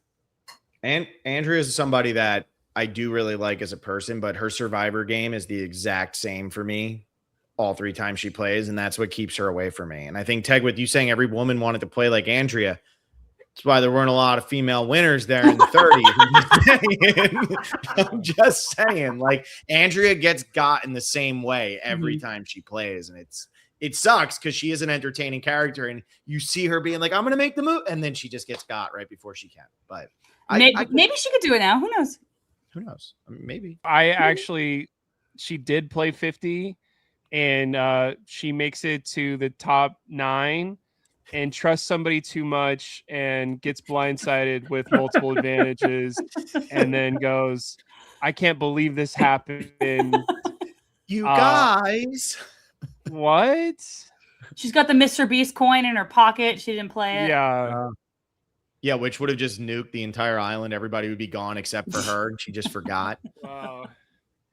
It was too early to play it. I'm going with another Dave versus Goliath here. I'm going with Davey. I'm so pumped that I'm getting Davey here in the 6th round. I feel like he could probably fall into that second chance element a little bit more maybe than, legendary status of 50. But when we saw that there were going to be 3 people from 37 on the season, I said, oh man, Davey's got a shot. Like Angelina, Christian, will it be Gabby? Will it be Davey? That's a great cast. There's so many people to pick from. But I really am shocked that Davey hasn't found his way back on anything yet. Like Davey is so much fun on that season. He's a different kind of archetype that we hadn't really seen. I think a lot of people were really, really, really rooting for him. And I think a lot of people really want to watch him play again. Like, I'm shocked that I don't know. I think his name was in the conversation here. And I think it's been in the mix a couple times, even though I think he might've gotten called for 40, but that was before they knew it was going to be winners. But, he was supposed to be on the Traders and ended up as an alternate. And now he's doing this. It's like, just get this man back on TV. And I feel like Survivor 50 or, they got to find a way to get him on 52 or something after, Mike White or Angelina or Christian don't work out. And everybody goes, imagine if they would have just done Davey. I don't know. I feel like Davey deserves to be there. And I'm pumped to get him this late. Yeah. I mean, I think it's the David versus Goliath people already on 50 are what totally killed him. And those are actually 50 selections that are hard to get mad at. Like Angelina was a slam dunk. Christian Hibicki slam dunk. I don't know if Mike White was a slam dunk, but you obviously understand why they put someone as famous as Mike White on. And that, like, you can't have had 4 players from the same season. Have you ever seen Second Chance, Will? Yeah, but not on 50. Yeah, I get what you're saying. I do feel like what James Barber says here, I agree with. I would take Davey over Mike all day. But again, I understand why Mike is there. I just feel like Davey's a snub. I feel like Davey's been getting snubbed kind of by the reality TV community big time, and I don't know why. So I feel like Davey should be on. He just keeps being watched closely. He was on Spy Games, so not totally snubbed from the reality. We all watched Spy Games very closely. Will, we did. I called you and said, great. Yeah, you guys didn't do a recap. The specialist didn't cover Spy Games season 1. Sorry, we were waiting for season 2. The first challenge like a water pipe challenge thing. That was a puzzle in episode 5 actually. Oh, oops. So Blake, that's episode 5. Or them crawling through a pipe, or them putting pipes together. Pipes together, and it was. Yeah, that's in episode 5. That's a puzzle. Wow, look at me. I think. Can I answer the Andrea question real quick? Boost Entertainment, Trav Harody, the one who got Will his job. Boost Entertainment. I remember getting featured on it for a video I sent in. There you go. There you go. Sorry, all right. Trav. Who's next? Blake. It's Blake, who I think is either frozen or dead. Okay, he's back. Maybe. Okay, am I back? You are back, yes. Okay, so good thing we got that comment in and ruined everybody's computer. My thought process also for Davey is I think he's a snub as well, because he's been the most behaved of, I could have done this other show, I could have done this other show, I could have done this other show. I'm saving for 50. And then they're like, thanks for all that. Bye. And you're like, how did you guys do that to him? For my actual pick, I don't know if you've noticed this, but I'm keeping it gender. It's time for a girl. So I'm going to choose somebody. Why have they never come back? Really popular season, made it all the way to the end. Erin from Tokens, Erin Lobdell of, I think she's somebody that equal parts like coach is like, hey, everybody, how's it going? And then I heard that voice in the corner that never really liked me. And it's like, Erin has 15 years of axes to grind or whatever, or like, where has she been? I think she's somebody that fits in the mold of like a, if we can't get Amanda, this would be somebody that's cool too, or with Natalie Bolton, like this kind of, she did extremely well when she was there. What is her life now? I think she would be still a strong game player, whether she played when she was 24 or 44. and she's going to be somewhere in between in that. I think she has some wry humor, some wits, and like she can figure out some bullshit. Like I know sometimes when you bring back some old school players, they get owned, or like I didn't think of that whenever you do maybe season 1 or something. But I think somebody from Tocantins is further enough along. Of they had to deal with idols, they had to deal with some lies, and she was the last standing Timbira when Timbira completely ate themselves alive. Like she's already made it to the end of a tribe like that. So I think Erin would be an interesting, like that came out of nowhere. And I think that's kind of more fun for me from a casting brain is like, what could I bring to a pitch meeting and people go, I haven't thought about that in years. And I think Erin's perfect for that. Mm-hmm. I mean, great choice. Ryan Shan, Coach Erin reunion would be wild. Yes, it would. Yes, it would. Love the Erin pick, Blake. You know I do. You know I do. Good job, Blake, redeeming yourself for your first 5 picks. You're up, Will, back to back. You know what the new era doesn't have enough of? What does everyone complain about? There's not enough of villains. Who is the hot biggest? Guys? Who is the biggest Survivor villain of all time? Oh, you're putting him on there, eh? You're doing it? Russell Hantz, let's do this. If we're celebrating 50 yeah. seasons of the show, and I think everyone's making some really nice picks. Like I don't hate Lauren O'Connell. I don't hate Erin. I don't hate Andrea or, Davey. But like we're talking 50. Terry Dietz, nice story. We're talking Survivor 50. Is like Survivor icon, Survivor legend. And talk about a legend who has not, like, we haven't been just been spoon-fed him, shoved down our throats like Boston Rob, Sari, Parv, Sandra, that. Like, not on Winners at War. Not a winner at all. Someone that played 3 times in only, what was that, 4 seasons? Yes, right? yeah. Like, that's 19 or 22. And then never heard from again. And I don't know what he's doing. I don't. He's been heard from, Will. He's live on TikTok every single freaking day of the week. He's been heard from. Canceled or something? Yeah, yes. He's been just yapping on live the whole time. Sometimes in a pool, sometimes in the woods. That's all he does, I feel like. Oh, look, we got 24 spots here, and I know he's controversial. But everyone wants a villain, and everyone says, I don't just want a Survivor strategy villain. I want like a real life villain who's going to cause conflict and be an asshole. Like, why don't get the best one to ever do it, who also had like an insane run of blindsides and Survivor strategery? So that's someone who screams 50 to me. I'm sorry. He like him on the season would make 50 way more iconic, way more legendary, way bigger. And if we let him have his iPhone the whole time, you can live stream. Look, that's a solid pick. I know why he's not there. I get it, but I agree with you. Like, I mean, I also know why Boston Rob's not there. He turned it down. Yeah. I don't think nobody could have known that. I think the one thing with like a Russell Hantz casting on this season is something that would get eyes on Survivor, in all honesty. Even if it's just like hey, Survivor actually had the balls to cast Russell Hantz again, right? Like, it's one of those things where it's a shock enough value that it's like putting Michael Rappaport on the Traitors this season. Exactly. Right? Like it's enough to drive and make people like, okay, why are we doing this? And yeah, some people might be like, I can't watch this. This band's on my TV again. I can't watch this gremlin like go around on the beach. But at the same time, like if you're trying to get as many eyes on Survivor 50 as possible, you bring a lot of people back to the show with a Russell Hantz casting, as unfortunate as that might be. It's true. It's all factual, John. It is. He'd get more eyes than Mr. Beast is going to. Come at me, everybody.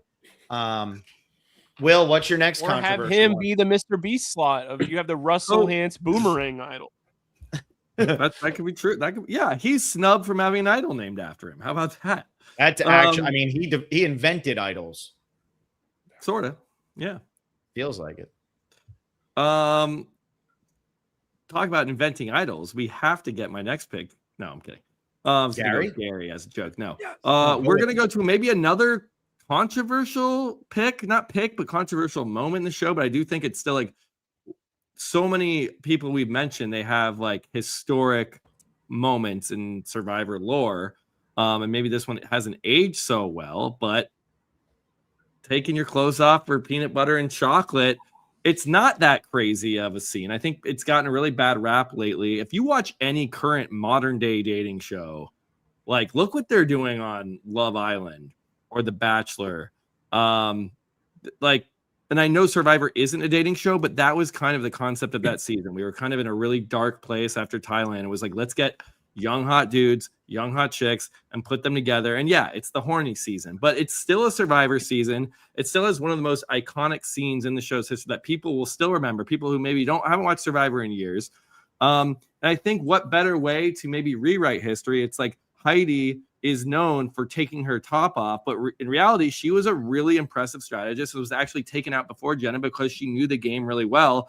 And what if you get the woman who's like, was put in porn magazines or whatever they were after and known for that, and she's actually goes and plays a really strong game and has an understanding and is now like an adult, and like, wouldn't that be a good story to tell? So I think if you could take a really iconic moment and then kind of get that character, get Heidi into like a totally different place in her life, just like 25 years later, 22 years later, I would love to see that. And what a change it would be from, the 25-year-old to the 45-year-old Heidi, who I think I've always wanted her back. I think one of the best like one-time players, not only as a character, but again, she was a really good player. If you rewatch Amazon, she knew what the hell she was doing. So let's get Heidi back. Great pick. She was on my list. No, she was on my list. She's somebody I want to see back more than most people, if I'm being completely honest. Thank you, Tyler. I was literally sitting here thinking I had to take Heidi in the next round, so Will couldn't get her. There we go. Look, I will also say I think that Heidi would be a really great option for a second chances as like a Kimmy kind of situation, like a long shot. I could see her coming back in that situation. I love Heidi, and I'm really glad that she was brought up here. I think Heidi is a great pick. I just think it's funny that Will's over here being like, these people aren't legends. And then he has to like convince us of why Heidi's a legend. Nobody remembers who Heidi is. They just remember a girl took about her. Will, come on. How dare you? I'm just saying, legend. Will's over here telling us we're not legends, and all of a sudden Heidi's a legend. Will can't get over the Heidi love. Heidi's a legend. You realize that you haven't taken like your number one person. Somebody's gonna do it to you at some point. I know, but like again, my thinking here is 50 first. Who screams 50? Okay. Blake, who screams 50? I think it's time to take some personal faves because I'd be pissed if it ended up on somebody else's list. So who's a final tribal council member that hasn't time? And it's Jacqueline from San Juan del Sur. I think she has a moment where you're like, oh, she had a really good story with John, and she had not a heartfelt like sob story, but more of like, this is why I wanted to win. And I think it would be interesting to be like, how have you progressed in your life with that? Get the full Survivor treatment with that. And I also think she's who would not go early, who would not go kicking and screaming. That's the kind of energy I've said a couple times that I wanted. And I think Jacqueline is something where put her on a lot of seasons, and I think she'd do well. So I think she's somebody that I really enjoyed watching. And why hasn't she come back? Well, there hasn't been a lot of opportunities. I think Jacqueline would have been on an all-star season if 40 wasn't all winners. They had game changers. They had options. Will hates Jacqueline, which is a positive for me. So he screams 50. Yeah, it was who screams 50, and Blake says Jacqueline. Like, I knew Blake was taking Jacqueline at some point. That's my fucking girl. Okay, yeah, that's my Lauren O'Connell with two N's. He's feeling good over here right now. All right. Pick somebody that's boring, I guess. Jacqueline screams killer, dude. I mean, Jacqueline just screams 50. Look, you guys have already picked people who I'm kind of going on a one-time player list here. I'm not saying that's what I'm going to do the whole time, but if we're going on like one-time players, I'll kind of stick with that for just a little bit longer. That's a good point by Joshua. You want to put that up, Blake? Go ahead. If Sierra Dawn Thomas and Haley Ford were on Game Changers, Jacqueline should have been too. She was probably doing her like I'm trying to have a baby layer of her life during the All-Stars thing, and she needed to wait until 50. Okay. Wait, did we hear? Give her some freaking slack, Will. No, I'm just wondering. Like, I'm so curious. Did we hear if she was contacted for 50? Is that a sarcastic question? She turned it down or some bullshit. Yeah. I saw an interview where it's like Jeff, first thing he did was call up Jacqueline and say, look, this is what we're doing for 50. I want you on, but if you don't feel like you fit, I don't know what's right for you. And Jacqueline was like, you know what? No. This sounds a lot like the Boston Rob story, and you just switched your name up.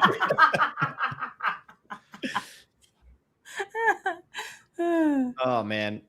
Well, all right. On that note, I don't feel like we have anybody who screams 50 anymore. I really don't.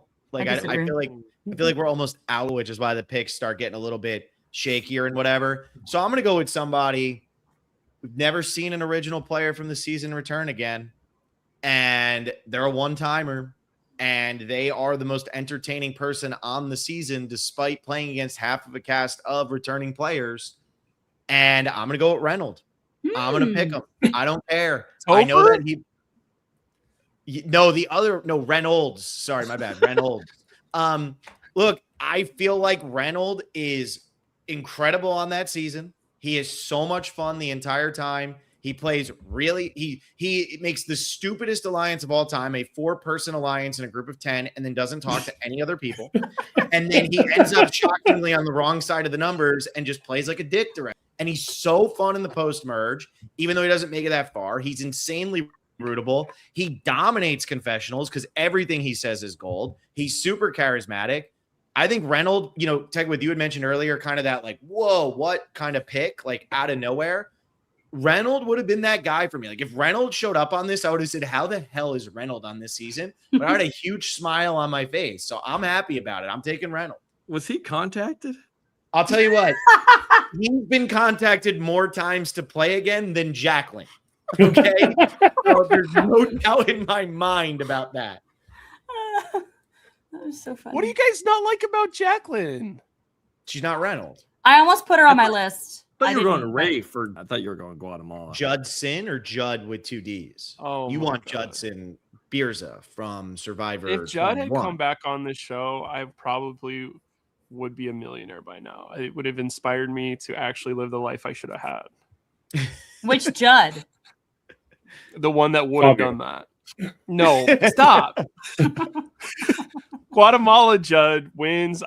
Then I can go, if he can win, I can win. And then I start betting on black more. There you go.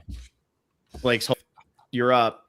I'm stoked. I was very nervous in the last round because I think there is one more person that screams 50, and I am shocked that they have not. Actually, I think that there are 2 people that scream 50 that I can think of off the top of my head, but I'm not going to say the other one. And it's Earl Cole. I think Earl screams 50. Earl, first ever perfect game.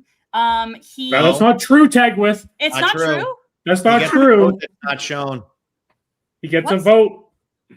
Oh, no. Rita votes for him. Not perfect game. I'm sorry. Unanimous winner. Sorry. First ever unanimous winner. JT is the first ever perfect game. But like first ever unanimous winner, that to me is celebrating Survivor. I think that he is, I don't know. He just screams 50. There was a moment where he posted on his Instagram and he said he was like in Fiji shooting a film. And I was like, perfect. He's already there. The game now. Yeah, I would love to see Earl back. It's crazy that it hasn't been back. Right? He should have been back for 40. He wasn't, obviously. So he should have been on 50. That should have been his, what is it called when you don't win the big thing, but they give you some consolation. That should have been his consolation prize. 50 should have been, he should have been guaranteed a spot on 50, and that should have been his consolation prize. The interesting thing about Earl, screams 50. Yeah, he does. I agree. And the interesting thing is, like, he's been contacted for every single All-Star season since he won the game. He's just never been able to go back because of circumstances in his life at the time. So the fact he needs that to be less interesting or something. I don't know. Probably, but like the fact that he's not on 50, you could chalk it up to okay, they didn't want winners. But again, like this winner clause really throws this wrench in there. It's like if we have winners, why don't we have Earl? Yeah. Yep. And Precious White, Earl definitely should have been on 40. I was thinking Earl, but since I already had Todd and Vesepia, I kind of felt like I got my 2 winners, which is why I didn't go there. This is again though, where like if you were gonna put winners on, you only wanted, let's say, 1-time winners, why didn't you get Earl, Todd, and Vesepia onto this season? Nobody would have complained about any of those 3 picks. Nobody. Nope. So, John, back to back. Well, I also think there are still some people who scream 50. I think if we're looking, especially at the early seasons of Survivor, there are some very strong females who, intense games, who may have revolutionized Survivor. I got to go with Kathy Fabric O'Brien. Oh.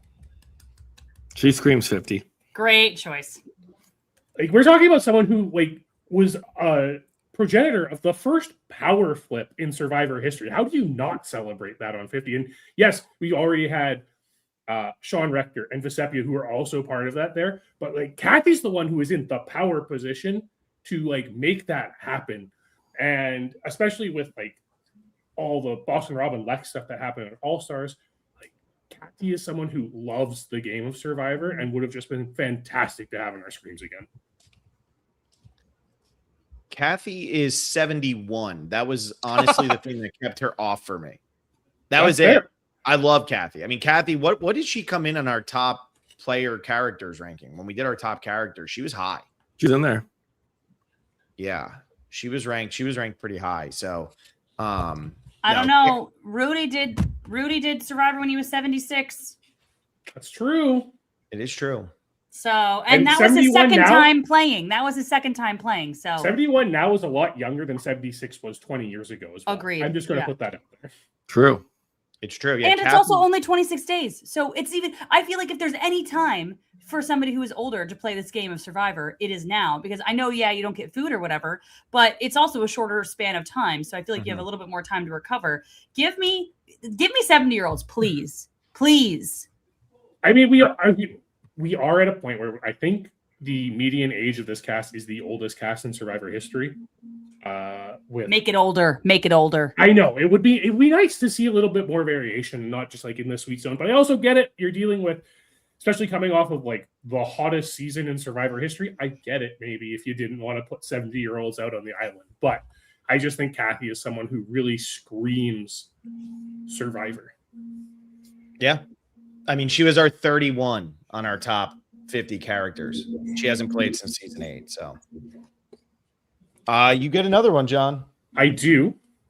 And this one, I mean, might be a little contentious, but I think going back to this well of players who played after Game Changers and haven't had a chance to be back on, I am going to go with Devin from Heroes, Healers, Hustlers. Love him.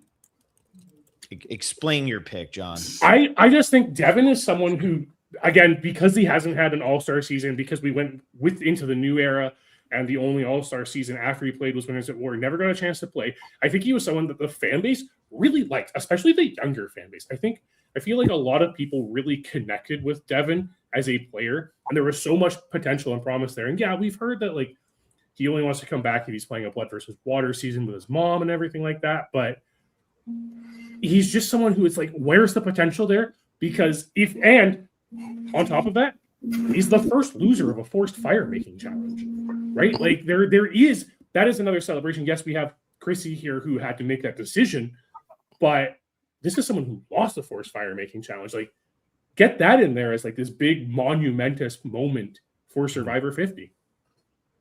Yeah.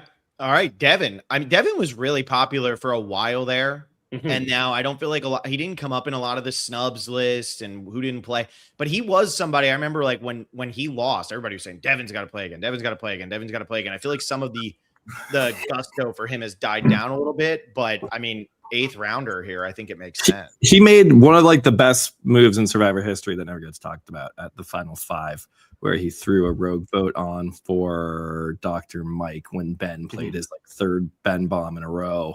And the votes would have come on him, but he forced a tie and a revote. And it's one of the all-time, like, just save your ass, just in case There's no way Ben has an idol, but just in case, Devin would be fun to see back. Yeah. All right, Tag with you're up. All right, cool. So this person, I feel like I kind of think she screams 50. I believe she was contacted. And I think that I do think that there is a little bit of the, they say they want to celebrate 50, or they say they want to celebrate Survivor. I don't know if having her on necessarily celebrates Survivor, but it definitely gives some great TV, and that's Abby Maria. I think that, she is, do I want to play with Abby Maria? Probably not. But I don't think I would hate seeing her on like every single season, because I think what she does is, I think that one of the big complaints of the new era, I think people are mad that so many people play with their head rather than their heart. And I think that Abby Maria is somebody who leads with her heart. And it's really, I think, hard for her to get over when somebody like does something to her. And I think it leads to really kind of combative is the wrong word, but just like interesting, different gameplay that I think that we don't totally see all the time, because I feel like she's going off of emotions, which I think we need more of. And I would love to see her on 50. I think it would be really, really fun to see her play with like Colby and, Riz God and whoever else. But I don't know. I think she would have been great. She would be aggravated. If you drank out of the water bottle of Abby and episode alive. Literally. Yeah, Jawan collected sticks in her bag. Yeah. You would no longer, your bag would be gone. I think you would have to be medevaced. Probably also need to go see like a therapist because of just what she said, but it would have been amazing TV. There you go. Abby Maria. All right. I am going to go with somebody who said they're done after they got taken through the ringer one last time, after they were told they were going to play again on season 16 and then season 20. And then they're in the casting process for 31. And we all know that shit was fixed. We all know it was. It doesn't matter what anybody tells you. Shane Powers. Yeah. I mean, you were talking about villains, like Will brought up Russell.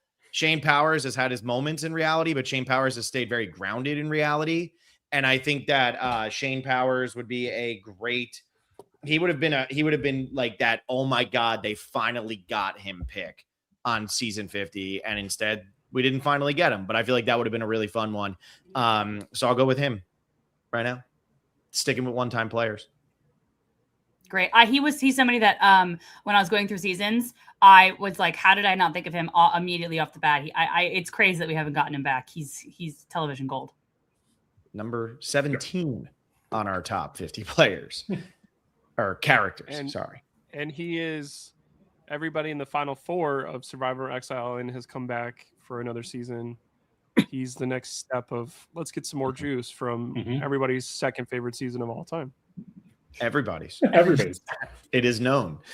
Blake, who are you up? So were you going to take Shane, or were you just going to keep, like, was Missy next?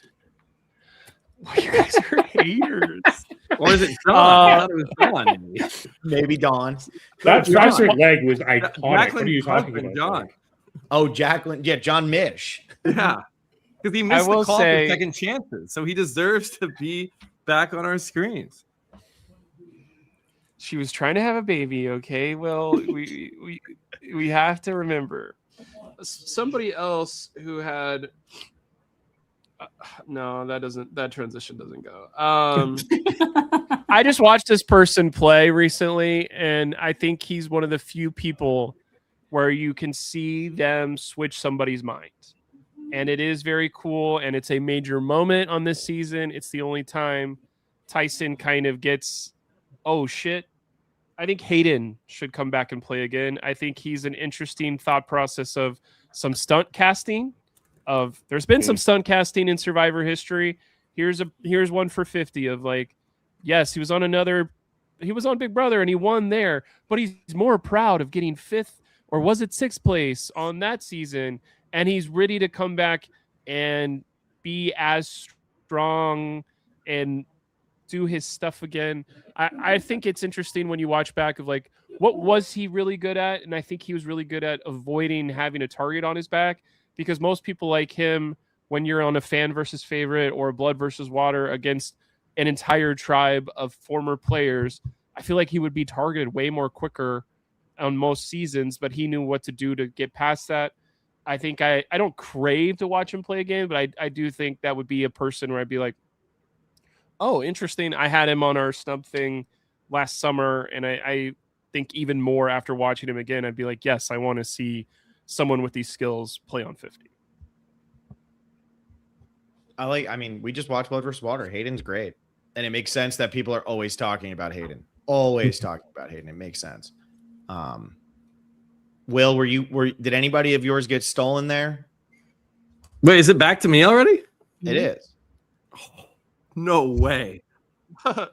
Oh my gosh. You can take Pete Yurkowski finally. Pete, yeah, he's good. I'm gonna go with someone who I thought would absolutely be taken by now, but I'm happy to get two people here that I thought would both actually be gone. But I'm gonna take I'm just gonna come out and say it, Kelly Wentworth. Yes. Oh, that was my next one. Legend, like again, 50, like icon, big characters. Yeah, there we go. No one's picked Wentworth yet. And so I like all these everyone we're talking about, like all these one-time players who are like, man, it'd be great to see them. It's like I agree completely, but when we're talking about 50 and celebrating the show, Wentworth will not count. Wentworth will not count. Wentworth will not count. I'm not going to say 11 times, but that is such a big moment for the show on a returning player season, on one of like the biggest battles that the show's ever had. So, yeah, and then I know Edge of Extinction not great, but I think she holds her. I mean, she's a big character. So yeah, I would love to see Wentworth again. One of these players who's a legend, but not on Winners at War, and not someone we've seen, and actually not that like 38's a while ago now. Mm-hmm. It's true. Wentworth was going to be my next pick. Well, I didn't think that you were going to take her. I never thought you would take her. Oh yeah, there we go. You know who voted her out? Jacqueline. Boom. That was so memorable, Blake. You're right. That was so memorable. Legend. Okay. This is really getting tough now. Do I want to go with the more 50 big personality legend player, or do I want to go with a personal favorite? That's the tricky part. You know, I'm going to go with the personal favorite, even though I've kind of been harping I've been saying you got to go big. Yeah, there we go. It's Kenny. And I do think Kenny can scream 50. Gabon is such a memorable season. It's one of my favorite seasons. I know it's a little bit polarizing for the community, but it's your first HD season of Survivor. You got to have someone from Gabon back on your screen on that revolutionary, game-changing season of going into HD for that reason alone. But yeah, no, we've seen Randy, we've seen Corinne, we've seen Sugar. Like, where's the call for Kenny? Where's the call for Crystal? Where's the call for Maddie? I don't know if we need to see Bob again. Hey, throw Marcus in there. Give me Ace. Where is Ace? But if someone's going to play from Gabon on 50, who really deserves another chance, who had such a memorable arc on Gabon, give me Kenny.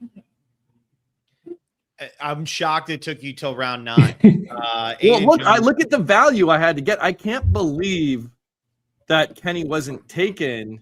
But look, I had to get all these other players that would have gone earlier. Maybe. Like I know everyone was dying to take Russell Hantz. John, I think like a whole entire moving company just went into your house playing like trombones or something. My God. Yeah, I mean, Will, Heidi was 1-1 for me.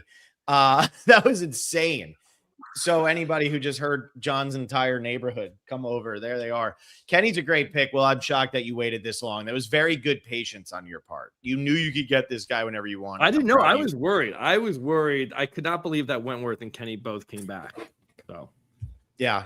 And Aiden Jones said Phil can't complain about missing Wentworth after he drafted Reynolds. I wanted Reynolds. I just didn't think Will or Blake was going to take Wentworth. Like, that's really what it came down to. I thought he'd be able to get Wentworth later on, but I misread. That's okay. Better picks anyway. You're up, Blake. Really? It's me? Okay. Time to dip my toes into the cool waters of the new era. Who is the one person from the new era that I think I could watch play 4 more times, watch him bumble backwards into 5 different things? Oh, I can't wait. I hope it's who I think it is. Jake O'Kane of just congrats, you made it to the end. I think he's one of the most funniest. I don't know if that's the right word to say. He's like the funniest version of a 0 vote finalist of like, he's doing his best. He knows who the threats are. He just can't make it happen. And like, I think having one of his final moments be breaking a challenge and having Jeff get mad at him, I think that would be a fun, like, he breaks a challenge at final 23 and he's like, sorry, Jeff, I didn't mean to. I think there's a lot of moments where it would be like, can we bring Jake along in this alliance? Is he trustworthy? I think that kind of is more interesting of like, what would he play as the second one? Would he be more of a killer? Would he be like, I know I have to change something, but it's Survivor. You're just going to revert back. And then he does some blunder and goes home in 12th place. I think he's funny. He's every gay person's favorite New Era guy. Is he going to hide an idol in his crotch again? Okay, let's see. I think Jake O'Kane is my not favorite person from the New Era, but like on another season, I think he has a lot of potential. Good pick, Blake. I like Jake. Rhymes with your name too. That's important. Yes. And he's a lawyer. Will, is that not who you thought he was going to take? I didn't know he was going to take. I think Jake, like, I remember when that season 45 ended, I'm like, I need to see Jake play again. Like, we have to. I think I forget how good Jake was. I would have liked to see him, especially if we're doing 12 New Era people, then it's like Jake, like, should have been one of the 12. So, yeah. Well, speaking of New Era, I'm going to go back to it one more time, and I'm going to take Andy. I think if you're going to go with New Era people, if you're going to say who screams 50 from the New Era, Andy is, I think I got the top 3 New Era people with Carolyn, Jesse, and Andy. I really do. Like, I feel like Andy, his storyline in season 47 is incredible. He ends up going from laying on the mat saying he's done to making it all the way deep into the game. I think people would still find him like they wouldn't know if he was threatening or not, but I think his storyline is great. And I think that he is a player that some people can't stand because he was so weak early on and other people love because of the growth in the arc and all that. I think Andy's a big, big miss for them not having him on this season. So that's my third and final, promise you, final New Era person. I think this is the first time. Mark it down. Everyone write it down. Andy is not on Techwith's team for the first time ever, or Andy's episode, or nothing that Andy is just not involved in my team at all. I think this is the first time ever. I always pick Andy first. I always choose operationally first. First time ever. You want to trade Terry and Andy? I will gladly. Absolutely not. Gladly, we'll do that. If we're casting for second chances, Andy is my number 1 pick. Literally, he'll be my first pick. But for 50, I have other names in mind. Wow. And I'll tell you the next one right now. Look at that segue. That segue. Yeah, there we go, Blake. That was my nickname in middle school. And people called me Tegway. They called me. Blake just brought up such negative portions of Tegwith's past. It just ruined her segue life. Or like the thing you wrote on? Or yeah, everyone was like, "Oh my god, your name sounds so much like Segway," and I was like, "It has the first 3, I guess, kind of like the first 3 syllables or first 3 letters." But then the W, like, Segway, comes on in, and then you're right. Yeah, and so that was one of my many nicknames in middle school. People love to make nicknames with my name. All right. I am next, and I am going to go. I'm deciding between 2 people here. And I am going to go with Ty. I feel like Ty is another person who still screams 50 to me. He is, played twice, very close together. Correct me if I'm wrong. I think in Korong, he gets out on day 39. And then in Second Chances, he gets out on day 38, I think, or 37 or something. Pretty good statistics there. He's one of the first people that I think of when I think of the 30s. I think that it's shocking. Like, a whole award was created for this man. That millions of dollars was given to other people because of him. And I just think that he is somebody that's, I know he's older, but it's still, I still think that I would like to see him play again. Ty is forgotten for some reason. Sorry, Blake, you were a second delay. Go ahead. Have it be like an ice climber situation where he shows up with a chicken too, and they play together. Exactly. Wow. Yeah, I feel like people forget Ty because like he was another one big for a small portion of seasons, and now enough time has been removed that people kind of forget where he was. But he was a massive character while he was there. And Survivor Archives says Ty was in the rumor mill for a good while too. Wouldn't have been a bad pick. I actually don't actually think he's that old. If I'm being completely honest, I think he's in his 60s. Like, I don't think he's. For some reason, I thought he was like in his 70s. I think he's in his like 61. 60s. He's 61. Yeah, that's not that old. Get Ty out there tomorrow. All right, John, you make your last two picks. I know my last two picks. I think Ty would have been a good addition to the cast because he just fills this niche that we don't get from many other characters in Survivor. I think like it's a solid pick, Tegwith. Now, I've been following a pattern this entire time. I've been picking a man and a woman from each like 10 segments of or 10 season segments of Survivor. So I've got to go with my like 20s to 30s woman here. And this is a tough one because quite frankly, Abby Maria and Wentworth were the like shoo-ins for this era. And I think Andrea kind of falls in there too. I'm going to go with someone who's actually been, and cast too. Don't worry, Blake. I'll give you credit there too. But I'm going with someone Jacqueline. It's okay. You know what? Jacqueline might make sense with what I'm about to say. I'm going with someone who I think has been so overshadowed because she came from such a strong cast. Because we have seen 5 returnees from this cast already. I'm going with Trish Haggerty, who I think is the unsung hero of Cagayan. Yeah, because she gets Lindsay to quit. You took my freaking last pick. Oh, yes, even better. Your heart. When you rewatch Cagayan, just like pay attention to Trish in that season because she is so pivotal to Tony's win. She is so essential to everything that happens in that game. And then, as Blake just referenced, like that Heart of Hearts speech at Final Tribal Council is iconic, and it is one of the best Tribal Council moments of the 20s. I just think she has been overshadowed by a lot of people on her season who are fantastic characters and fantastic game players. But because of that, we just haven't seen her come back, and it's so unfortunate. She's somebody that comes to mind whenever I think of the question, would you rather be on a really good season and be great but not be a standout, or be on a really bad season and be a standout? Because she's somebody that always comes to mind because I think she's kind of, she's on a really good season. So because you're on a really good season, there's a lot of competition of who you could possibly, who you're compared to, who people want to see you, like if they people want to come back or not. And so she's always somebody that I think in that situation. Yeah. I'd rather be on Sanwell Don Sur and go home 13th place. Okay, nice. And Wendell Sir. There we go. For my final pick, I have my woman from the teams, and I've reserved a single winner spot on my entire list for this person because I knew I would get her. Natalie White should be on Survivor 50.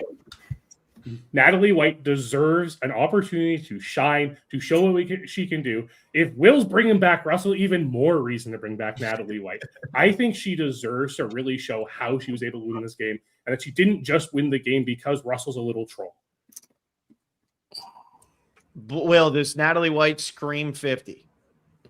I think you could make an argument that like she's the most overlooked winner of all time, given no credit. Can't she prove herself on a big season like 50? Like I think there's a storyline there where it's like really, and especially if Russell's back. Like I think that I don't know if you can bring Natalie White back without Russell. I mean, you can still make the same story, but it's way stronger if Russell's there. Mm-hmm. I don't hate the pick. No, I think there's a world where that is very 50, and it's a winner, a one-time player who's won. The 50 was going to take some weird shots and stabs now or the rounds to get these people, and then clearly they did, especially with so many new era people. But yeah, no, I'm with it. Cool. All right, that's John's team. Trish and Natalie White to finish it out. I like it. I like Natalie White. I always like the winners who we don't really know if they deserve the win. Like Gabler or somebody I'd watch play again. And people are like, why? I'm like, I want to know what he would do against other people. Like I always like to see those winners where it's so unexpected and it feels like, how did that just happen? I always like the idea of them playing again. So I can get with it. Especially because we barely saw any of her gameplay. Yeah. Some episodes I was like, she's still here? Yeah. Say had more confessionals in the You premiere. love Russell Tegwith. I do. I love Russell. You caught me. She actually said she wants a Russell McTrimming captain season. She's oh like, let's run back the good parts of Samoa. I mean, that's why I had to take Russell before Tegwith did. You know, Mm-hmm. That's why I had to take him when I did. Mm-hmm. And you know what? I was so close. I was so close. For those who don't know, we're obviously kidding. I don't like Russell. I just want to make sure everyone is that's abundantly clear. All right, is it me now? It's your last pick. It is my last pick. All right, I am going to go with somebody nobody has chosen. I don't believe anybody from this season, and I think that's crazy. I'm going with Colleen, season 1. Wow. That I think it's actually crazy. I'm getting her in the last round. That's good. I think that, I mean, what America's Sweetheart, right? Like everyone loved her. She was on like so many TV shows, everybody, whatever. It's Colleen. I feel like I don't need to explain myself with Colleen. I think it was probably, she was the person that I saw when like Jeff announced that they were casting for 50 and then they reached out to a lot of people. She and Greg were the names that I feel like everybody was like, here, we want them so bad, but they're never going to come back. But man, would we love that. And I feel like, I don't know if it's necessarily a snub by Survivor, but definitely a snub for us. Agreed. I mean, Ryan Chan says apparently Greg Buis was considered for 50. I don't know how much truth there is to that or what, but like Colleen always said she wouldn't do it again, but it would be awesome if she would. And I think Colleen and Greg really are those two people. Hell, Gretchen could have been a name pulled for here. It's like season 1, there was a lot of good ones. It makes sense they went with Jenna Lewis.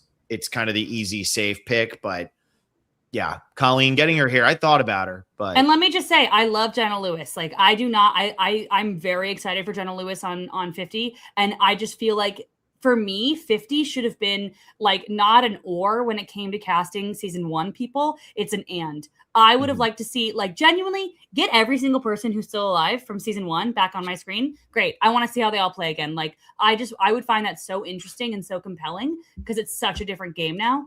But you know, I'm happy we just have one person, but I'm happy we have at least one, I mean. But yeah, Colleen would be so fun to see her again. All right, my last pick. I'm also going to go with a really, really, really, really old school female player here. And this is not iconic to the Colleen level. And I'm not going with Elizabeth Filarski because we saw her pretty much be like, I never said I would do it. Why are you all blowing up my Instagram? Leave me alone. Okay, so you're out. I don't need you. Forget you. Goodbye. Thank you. Go home. Whatever. Don't need her. All right, so I'm going to go, though, very old.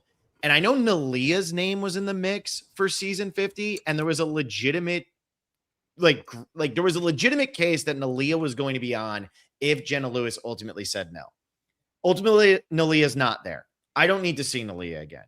But somebody who I would love to see's name come up in this mix from a really old season is Kelly Goldsmith. I would watch Kelly Goldsmith play Survivor tomorrow. And if I'm in the 10th round of this and I'm saying, let's go deep cuts, who cares? I've gotten my big people out of the way. I want them to remember that Kelly Goldsmith exists.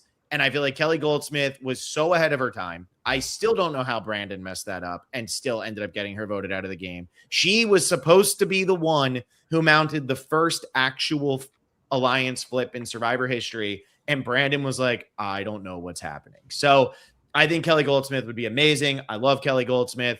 I think every time I rewatch Africa, Ethan, Big Tom, Lex always get talked about. Kelly Goldsmith holds her own with all of them. She's electric the entire time. She's never going to play again, but I'm going to call her a snub because this is my list and I want her.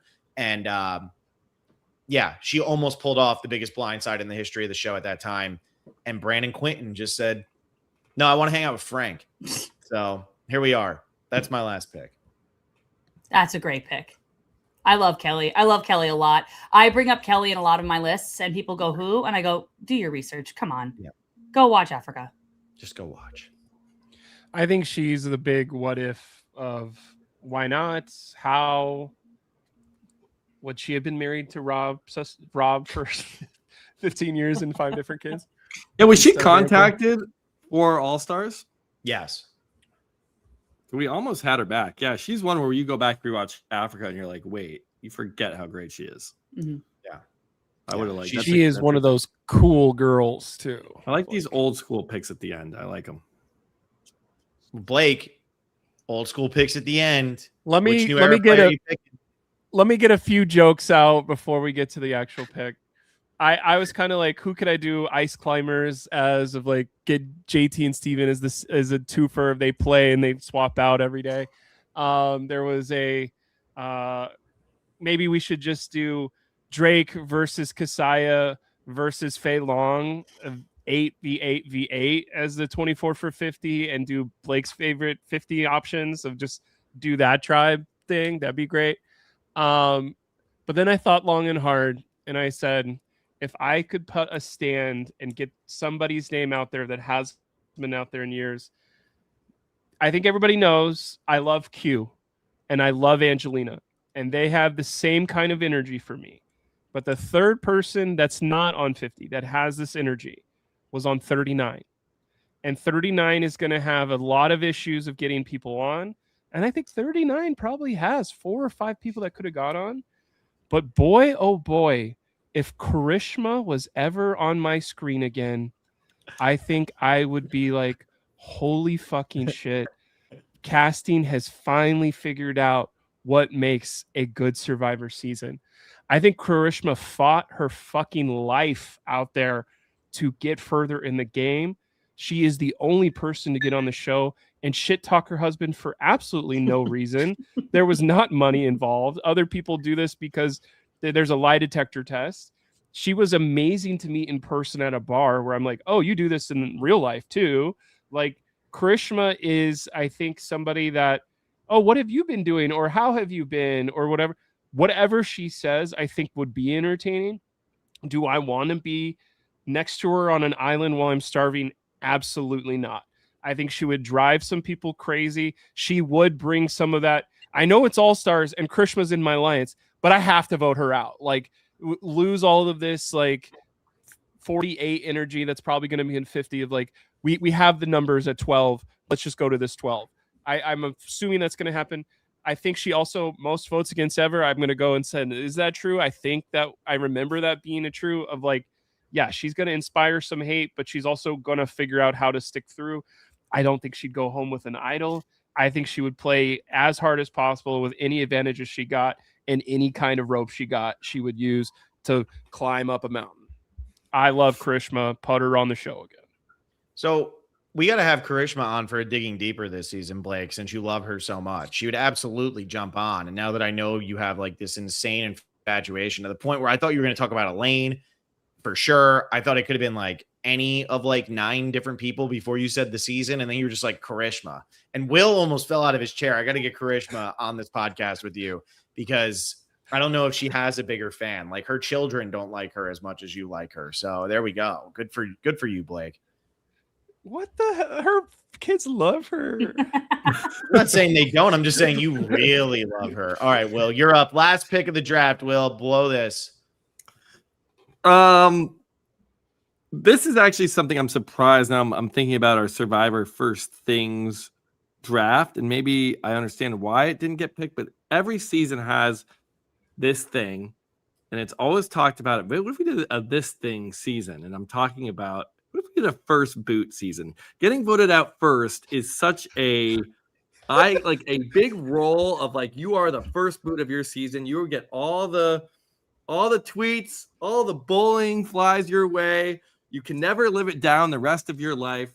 We've only seen one first boot return to come back and play again, and that's Francesca. And she got voted out again on her second time. Brutal. I mean, that's pretty nuts. And honestly, Francesca is not my pick, but I could see an argument for bring her back on 50 just to see if she can survive one episode. Would be pretty, I don't know. There's something amazing about it. You know, the first boot, like I'm saying, I think you should have one. If you're going to cast 24 players, one player should have gone through this experience of being the first player voted out. And who's the best first boot of all time? One of the best first boots of all time. I've got 9 old school players on my team. I need to have at least one new era representative. We got to get Jelinski back on 50. So I want Jelinski. He brought more entertainment in one episode than almost anybody did ever. In that season, I would say probably I would disagree with that in that season. He was the first boot of that season. Yeah, but there were a lot of really entertaining people in that season.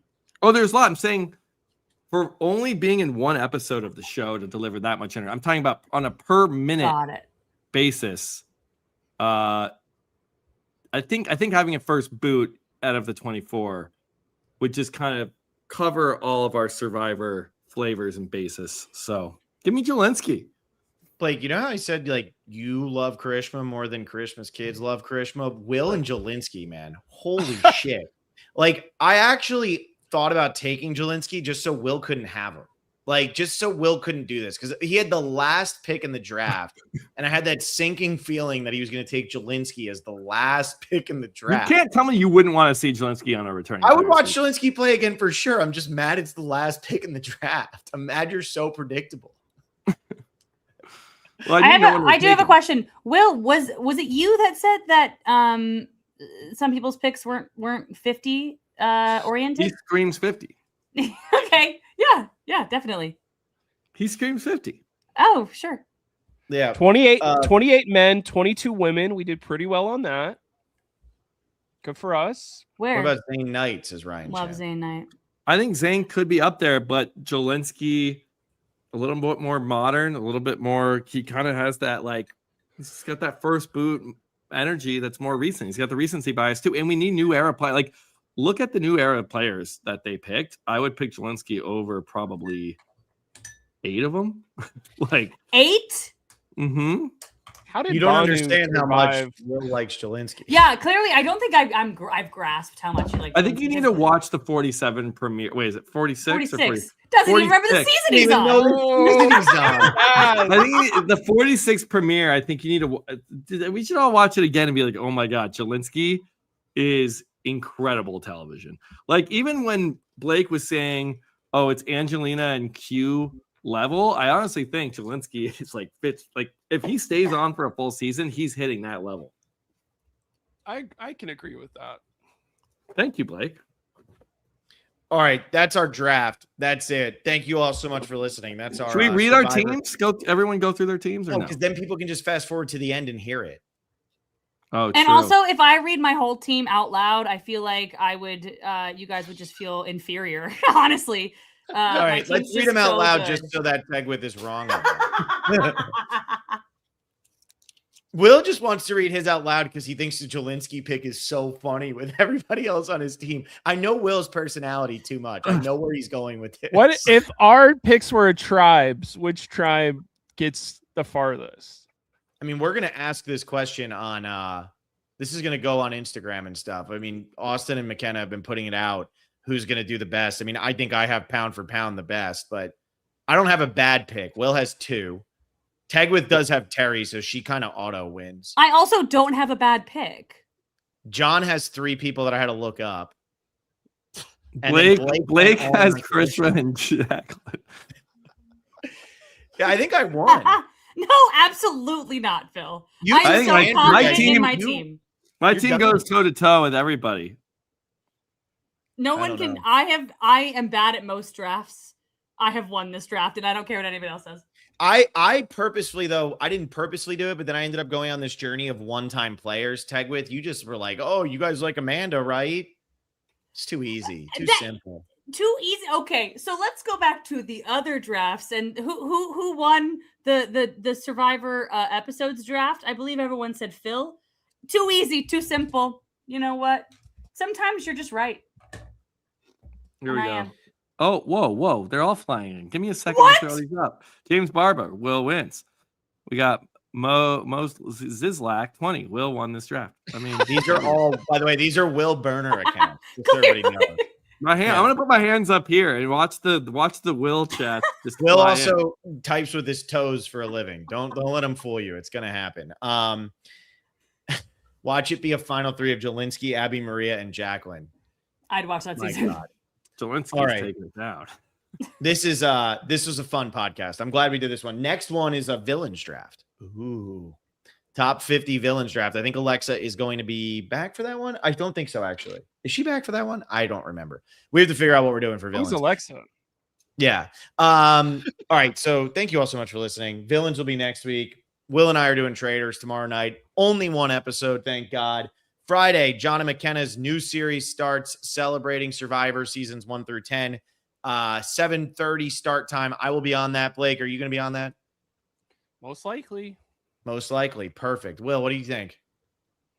For what? All right, that's enough. Tagwith, what do you think? We're all good. What do I think about what? Okay, we'll figure it out. I just know I'm going to be there. I just wanted to put everybody on the spot to go Friday night. John and McKenna decided to do Friday nights. John, why did you decide on Friday nights? Because it was the only time none of you guys were podcasting already. That is true. That's true. Yeah. Phil has us grinding out here. Yeah, we got to win. Did you see this one, Will? Precious White. Sorry, Phil won and John second place. There you go, John. But yeah, so Friday night, 7:30, first episode. Blake, nobody has even mentioned you. So that's Blake, me neither, and I'm very confident in my team. Give me a second. I can get to YouTube real quick. There we go. All right. Well, that's what's going on this week. Become a patron, patreon.com/thespecialist. We are going to be covering Survivor Cagayan starting next Thursday. We got an Australian Survivor premiere date, February 23rd. Ken and I will be back recapping that. I can't believe they're doing that. So that week is going to be Australian Survivor, probably 2 days, premiere of Survivor 50, and then finale of the Traders. I'll just quit my job. There you go. There's Blake Meyer saying Blake wins. That's a huge one. I'll pick. Like this video, subscribe to the channel. Thank you all so much for listening. I hope you enjoyed this. Let us know who you actually think did win. And we'll see you tomorrow night. Will and I will see you tomorrow night. Oh, Tegwith, you had Christine Riccio on. I tonight. I did. Before this. You've done like 4 hours of podcasting now. Me? Yeah, today. Oh yeah, I need to take a nap after this. But yeah, I had a great talking. What is it called? Surviving the Fandom. I talked with her. I surviving the fandom earlier today with Christine. She is an author of actually this book, Attached at the Hip, which is inspired by Survivor. So we talked about how she writes books, and why Survivor, all that good stuff. It's so much fun. I had a great time chatting with her, so go check that out. There you go. And the last comment here, Jake Latimer. I mentioned Blake. Yeah, to say he picked the wrong Jake because it should have been Billings. Is that Jake Latimer? Is that Jake LA Timer? Like a big reader of that news. We're out of here. He's on his 7,150th issue, Blake. That's what he's on. All right, I'm done. We're out. Thank you all so much for listening, and we'll see you next time. See ya. It's just crazy.